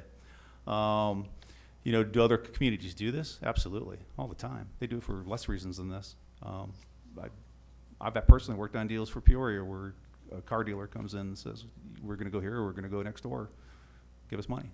But I will tell you that a lot of communities will, you know, so just through our third party that we're working with who's doing the third party review, she's actually on speed dial on a retainer for some of these communities to basically just process these types of deals. So she has contracts with them. So yes, the other communities in the other cities are doing it for whether it's on site, you know, these types of improvements or other off sites. And so, yes, they do that. And then as far as the tenant mix, I don't have those answers, so I don't know if Walt, you want to address those.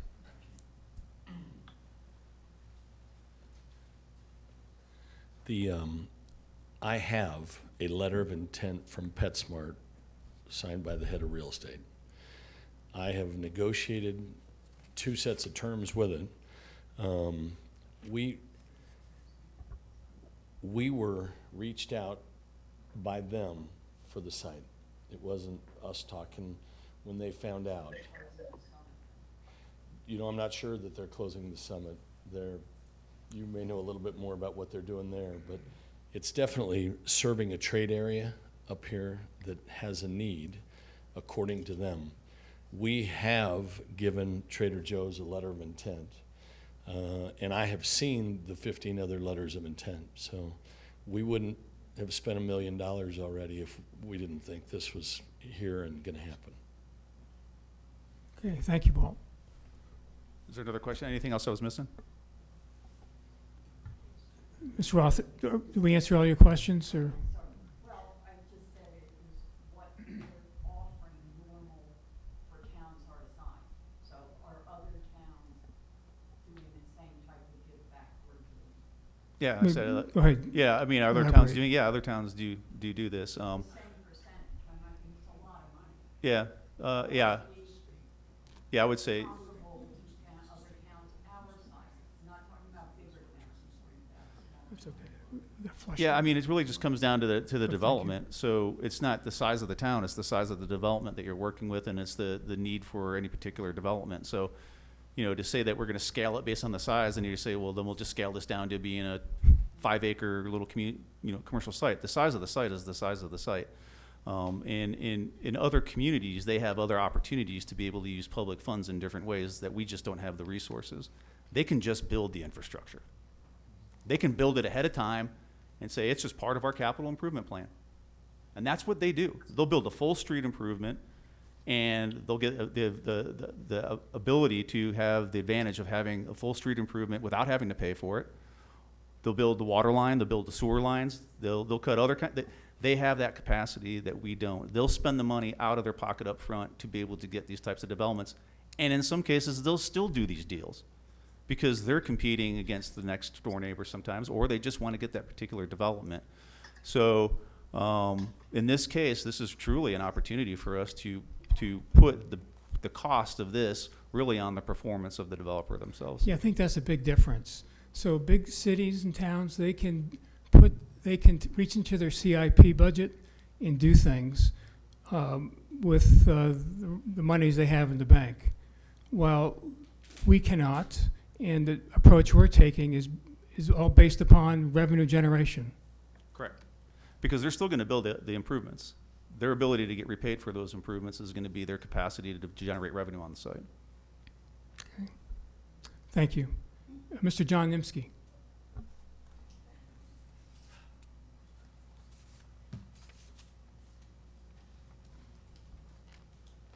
Well, first of all, there was a lot of good information presented. And I understand that the mayor knows what my comments are going to be, and those comments were also passed out to all of the council members, so I'm aware of that. So good evening, Mayor, council members, staff. I'm here to speak on the proposed, it's either notice of intent or letter of intent. It's been It's a notice of characterized in intent. both ways, regarding the provision of a tax rebate for the development of the northeast corner of Cave Creek and Carefree Highway. I'm not here to relitigate past development decisions by the council and staff. We all know that there are plenty of opinions on both sides regarding those.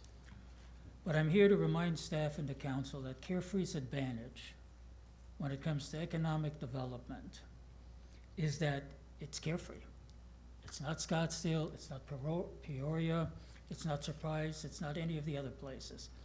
Meaning that we have an advantage in who we are and what we are trying to do in terms of economic development. Carefree's landlocked. It has limited acreage for development.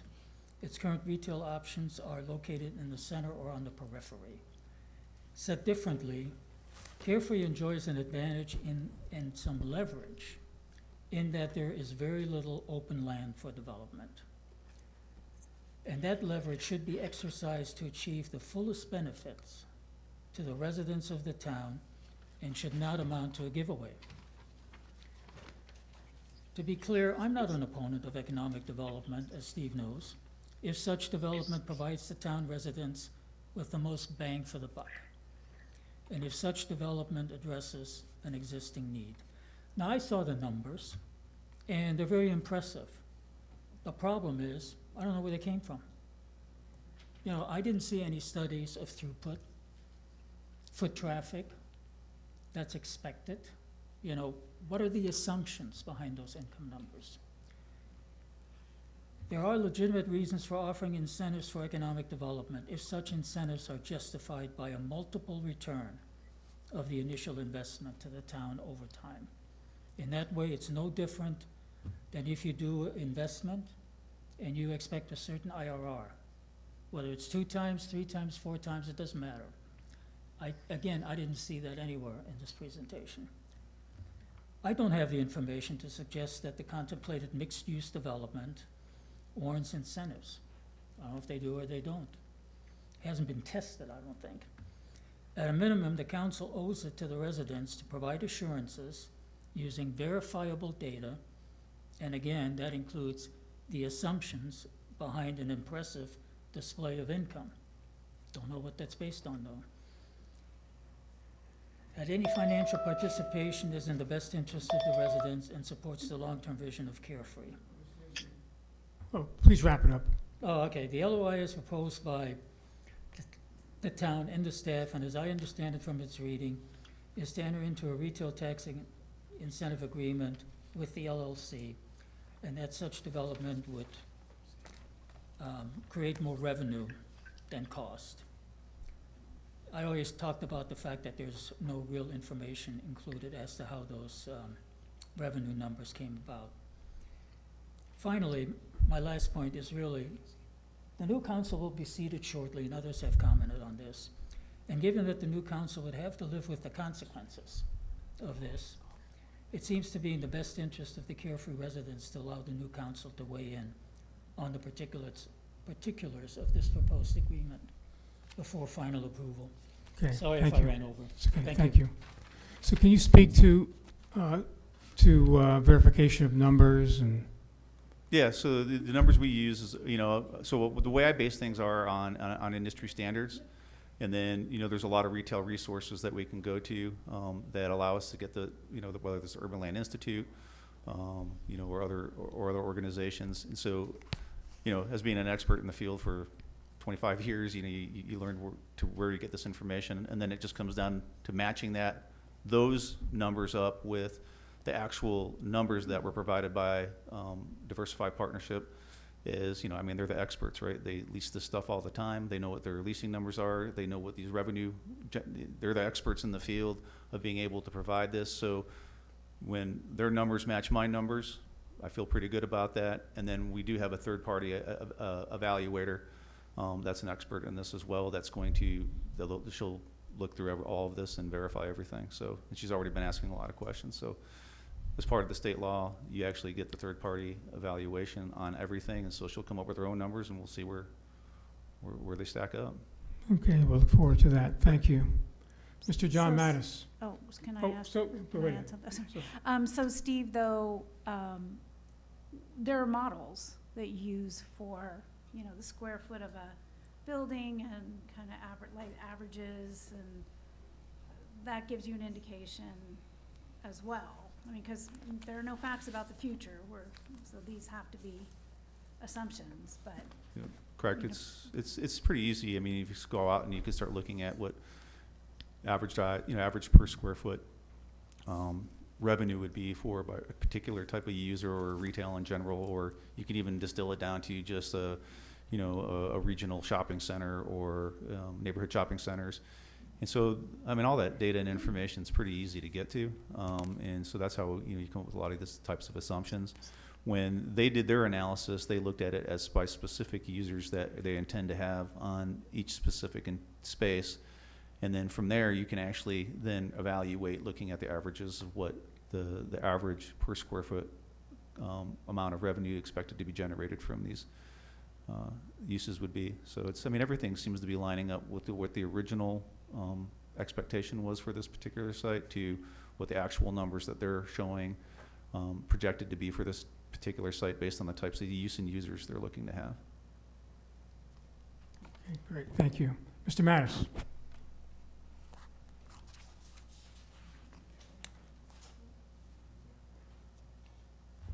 Good evening. Thank you, by the way. I concur with those stop signs flashing. You see those things a couple of blocks away, they're great. The Arizona revised statute that is quoted, 9-500.11, I'm confused on section M number 4, because it states retail means the sale of tangible personal property, except for the sale of tangible personal property to a person who is engaged in the business of selling such property. How, using this section in this development, when you have a section that is commercial, not retail, how does that affect this statute? I don't know. I just was reading over this and felt that that's something that maybe needs to be looked into. It could be in conflict with what you're trying to do. I don't know. This area of work comes from 2020-11 resolution. It identified work strategies, one of them being this particular corner. My question is, I heard that there has been talk, an agreement, or something, I'm assuming with the HOAs that back up to this, was there a public notice of these agreements? Was there a open meeting with the general public, or was this just with one specific area? I think that's possibly a violation of this Arizona open meeting law, because it's dictated in the resolution what the work area is gonna be. It's also dictated, there'll be notice, there'll be minutes. I never saw those. We had a great open meeting about Happy Hollow development the other week, a week ago. Whole community was here, and people from all over Carefree talked about it. Why couldn't that be done? Because this is a Carefree project. This is not an HOA project. And I don't know if that's a violation or not. Okay. I think it needs to be looked into, but I'd like to see what this agreement is. Is it written? Is there a written agreement? If there is, I'd like to get a copy of it. Okay, thank you. Thank you. So, Dennis, can you address the first question, please? Well, I think what they're saying is, under that section number M4, is if the retail person is selling to essentially another retail person where there is not a tax paid between that sale, those would be excluded. So it's only the retail tax generated on that site. Right, and part of this is commercial. I don't know where that comes in because it's not just a retail site. It's commercial and retail for commercial businesses. Well, any plate on that site where retail taxes are collected, that's what's gonna get accounted, under this agreement. Understood. Yeah, I just know how that pertains to right. this particular. Okay, then to the second point, I mean, I know when the zoning was changed, the HOA was very much involved, and that was all very public. And then maybe you could speak to subsequent discussions. That is correct, Mayor. Back in 2018, there were a series of public hearings associated with the rezoning of this site. Associated with those public hearings, there was broad community outreach and participation from people throughout Carefree, including those closest to this development. Those closest to this development hired attorneys to help negotiate at the town council meeting, at the public hearings, additional stipulations to protect the residents that abut this property. That was all done in the public light at these public hearings back in 2018. And I'd just like to further add that as conversations move forward, there's two things that are happening. One is we'll have a project, right? And so with this project moves forward and it gets into the point where they're in site planning and there's approvals, they'll need to go to, there will be public outreach and the appropriate public, you know, they'll go to the neighborhood, do the neighborhood meetings that they'll be required to do as part of their requirements to get approval for their site plan and all that, as well as if they were to change any of the use covenants that, you know, are on the property, it would go through the same process. They would have to do that, and then would also be public meetings. So there's nothing that would get done, but it still doesn't discourage them to go have conversations with HOAs. I mean, but it still has to go through a public So meeting the process. developer having a conversation with the HOA, not us. Correct. Have we been involved with any No, of those we discussions? have not been involved at all. So developers can reach out, and we've encouraged them to reach out to people who are impacted to let them know what they're trying to do and get their consent. So, It wouldn't be the first time. yeah, correct. Okay. Any other comments or questions on this? So thank you, Mr. Mattis. Next up, Ms. Jan Neal.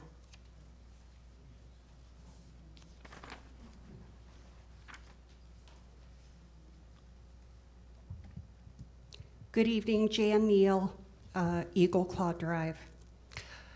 My first, Reset. so I'd open up with, wow, what a surprise. We've been talking about the northeast corner. We had no idea all this was going on. Very interesting. Good interesting, but very interesting. So my first question is, I understand that we're talking about sales tax incentives. Are we also talking about helping them in the cost of relocating the wash? That's the main cost. That's the main cost. The 4.2 million is. So it is the 4.2 million plus the sales tax incentive No, Sales tax. would pay for the, okay, that's what I wanted clarification on. Okay. Number two, when, Steve, you talk about expert this, expert that regarding the assumption that was made on the sales tax projection, a key element of that is what that mix is of the retail. I mean, if you have a dollar store and retail of that level, the sales taxes could be very different than if you have high-end retail with designer shops. So I'm a little suspect when I hear that the experts, based on what the experts say, but the experts would have to know what our retail mix is, correct? correct, and the expert being the developer who creates the retail mix. That's where we get the information from. Okay, okay.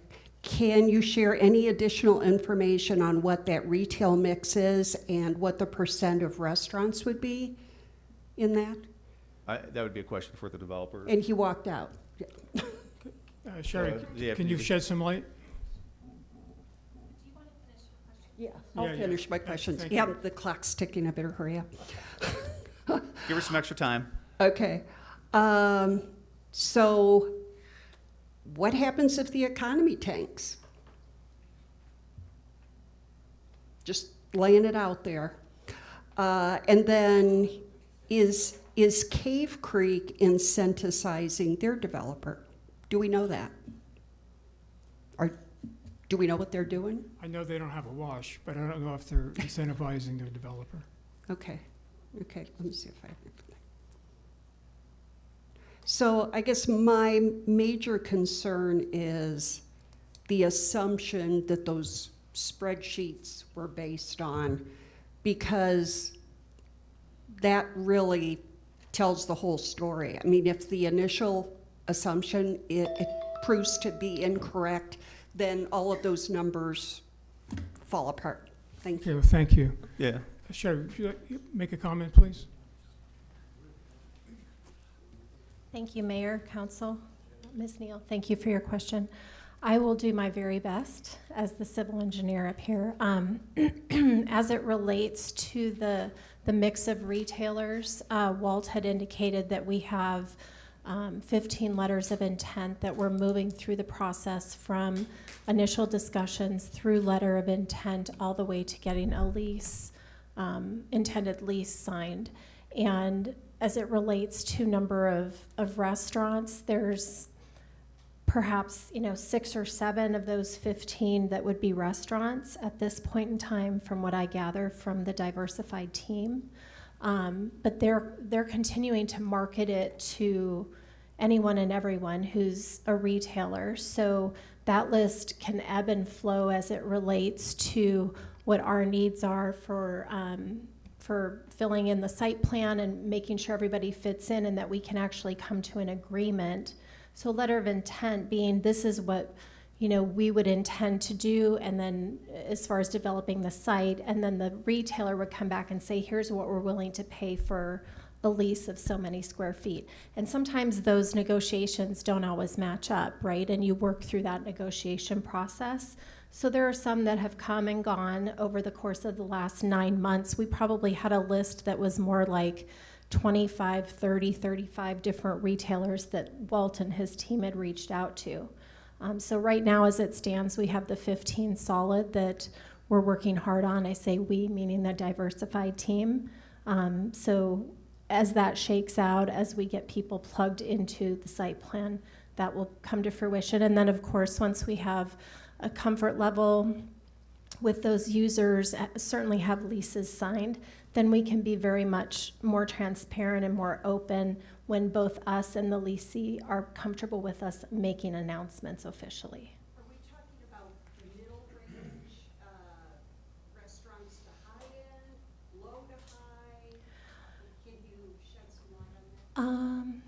You know, I can't, and I absolutely understand and appreciate that. I think some of the groups that Walt had mentioned when he was up here at the podium, he would like to see the VIG. That would be what I personally would classify, you know, not low end, not medium, maybe a little higher. But really, I don't have that expertise to tell you what these users are in the marketplace and how they're viewed. But he also mentioned First Watch was another company that we have a LOI with as well. So I'm sorry that I can't really, with my expertise, I can't really answer that.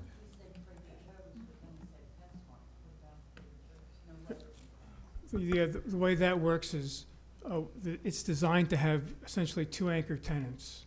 So it could accommodate a grocer and a major retailer like that. And the beauty of that is that it mitigates our risk. So if you have one big anchor and he leaves, you have one big vacancy. If you have two, one leaves, at least you have one oar in the water still. That, I don't know. He's really unable to share his letter of intents with us, the Yeah. specifics. Right. He presented several different entities that we're talking with. I can't say for sure that we have a signed letter of intent with Trader Joe's, to your question. But these are all people that we're in discussions with, absolutely, okay. Okay, thank you, Sherry. So that, Question though.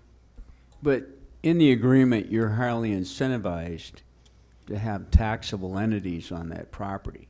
Absolutely, through the Because of mayor, council. That $7 million cap, you'd like to hit that. Absolutely, yes, thank you. And as Steve mentioned earlier, really the beauty of how this is formatted is incentivizing our group to really move the entire project forward with the highest quality tenants that are possible, which not only allow us to try and achieve that $7 million cap within the 5 years, but to also present flourishing retail entities and businesses that will help to contribute long-term to the town's economic viability. Well, the other thing within the mix, all of these developments, no matter what you do, to some degree are speculative in terms of who's ultimately going to be in there. Is that not correct? That is correct. I mean, until the leases are signed, until we have everyone plugged in, we are, like I said, working through the negotiations. There was some question about, you know, what happens if the economy tanks. I think we all experienced that firsthand about 4 years ago with the pandemic, very unforeseen, and there's many things that we can't foresee. So really, you know, the risk is on the land developer. Land development is not for the faint of heart. I've been working with land developers now for almost 30 years, and it comes down to really the opportunity. And the opportunity we see here as the owner of the property for over 8 years now is striking when the iron's hot. And we really feel very strongly that based upon the momentum that we have, some problems that we've solved over the course of the last year or two, working with staff and having the opportunity to enlist this conversation, have really turned the tables on this site for us. We're excited at these opportunities and really do want to see move it forward. We feel strongly that this is the catalyst that we need to make this happen. We don't want to see this site still vacant, you know, for years to come. So we want to see it move forward for the benefit of all of us. okay, well, thank you. And one thing I just want to reiterate on this is that it's commercial. They don't have to put retail in at all. They could put a big giant gym. I mean, they can do a lot of things out there that would generate zero retail. And so what the incentive agreement does is it incentivizes retail. Their incentive is to put as much retail in as possible that generates retail at the highest possible per square foot possible. That is what this agreement does. Without it, they have no incentive to do that. They'll just go with who's ever going to pay them the most money to occupy a space, which could be anything, right? So really, at the end of the day, so that is the incentive. There's a component to this that is necessary to get the project completed, and there's another component to them that encourages them to put the most retail at the highest per square foot in. That is the beauty of the agreement. And their success is our success. And if they don't produce, then we don't pay them as much. I mean, that's just how it works. The other point is that Yes, this is Carefree Land, but it is also a much wider demographic audience that we're trying to attract here, not just Carefree residents. And so, and one of the gentlemen that spoke said that they do look at, they have studied this extensively to look at the demographics and the growth potential for more down south coming up to use the facilities. But I would argue that it's important that our residents, especially those who are within walking distance, have the opportunity to enjoy things that they like. Correct.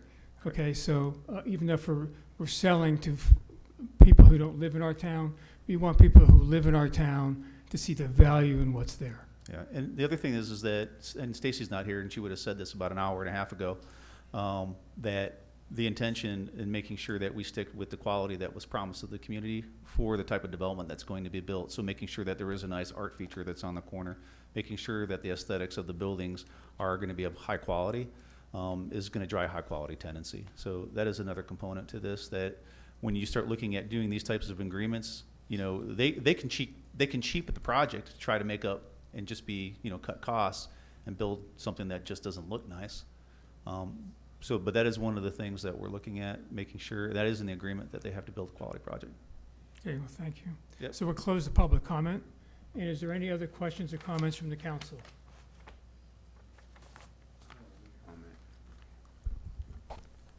That property is sat idle for 8 years. And the reason it didn't get built 2018, 2019, because there was no water to the property. Fortunately, we were able to bring water down there. We were able to hook up West Carefree. And right when we were coming out of that, we had COVID hit us. And that decimated the construction industry. Prices went up, hyperinflation. So now we have a chance with a developer that's very engaged and motivated to do something. And I don't think we should lose sight of that. The other thing is, that is private property. It's owned by a developer. And the developer does have the right to negotiate with tenants on their property to the extent they're not putting something in like a burlesque show or something crazy. So my comment is that we should really work hard to get this done and make as much money as we can. Okay, thank you. I was part of that meeting 6 years ago that was a 5.5-hour marathon session discussing the rezoning and the development restrictions there. So we obviously have a personal history in that, and we live here. So whatever ends up there, whether it falls on you know, a current council, a future council, it makes no difference. Because of the fact that we are going to continue to live here. And it is a time-sensitive project, extremely time-sensitive. If you haven't already looked west of the project and all the development that's going on in Cave Creek, there are stores going up. There are pads being cleared that we have to strike, as the developer said, and offering some type of an incentive for them to generate the most amount of revenue that they can. Is a win-win for both. 50% of something is better than 100% of nothing. So I agree. We've got to move. I would just add one more thing. As a resident there, I'd be happy if nothing ever got built there, honestly. I mean, seriously, I'd be happy if nothing was ever built on that corner. They turned it into Carefree Park too. But it's not going to happen. And the neighbors realized all 3 corners were built. But what I want to end on is I add what Vince said. You look west. That's where all the development is. And Cave Creek has been cleaning our clock.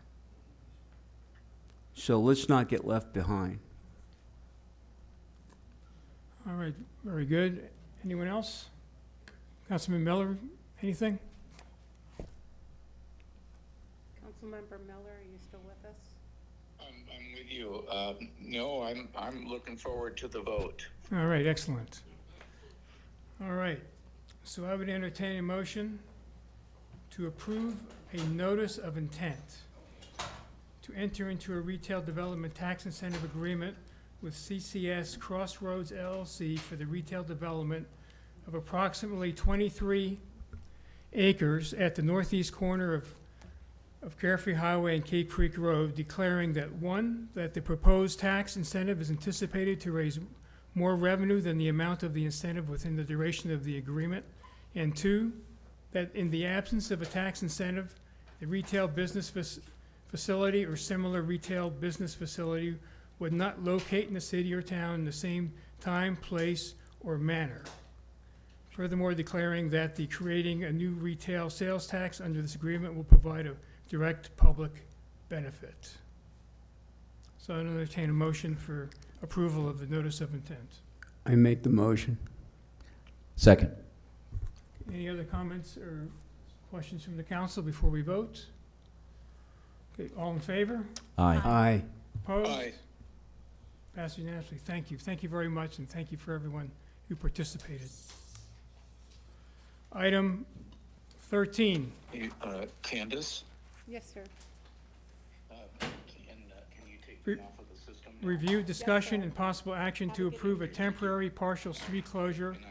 of Cave Creek Road to one lane in each direction from Mule Train to Pima Road to accommodate parking for the Carefree 40th Anniversary Wheels and Wings event at Sky Ranch at Carefree on Saturday, November 9th, from 8 a.m. to 3 p.m.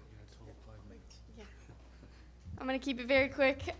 We have a Wings and Wheels event coming up in November. The reason I'm asking for this road closure or lane closure approval is because our next council meeting is after the event, but we're really excited. It's a month out. We've worked with Sky Ranch. They've basically got everything set in place. They're gonna have food trucks, planes, cars, live entertainment, the whole shebang. And I've heard that it's a little bit on a lower scale than it has been in the past, but it's still quite a big scale.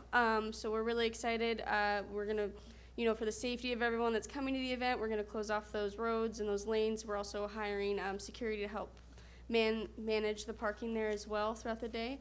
And I'll just go quickly through it. I've created a flyer. Soon we'll have flyers around town. We'll also have cards distributed as well in the visitor center and at the and at Sky Ranch. They also have RC plane demos, which I think are going to be really cool. It's free entry. It's all for the town's Carefree 40th anniversary, and we're really excited.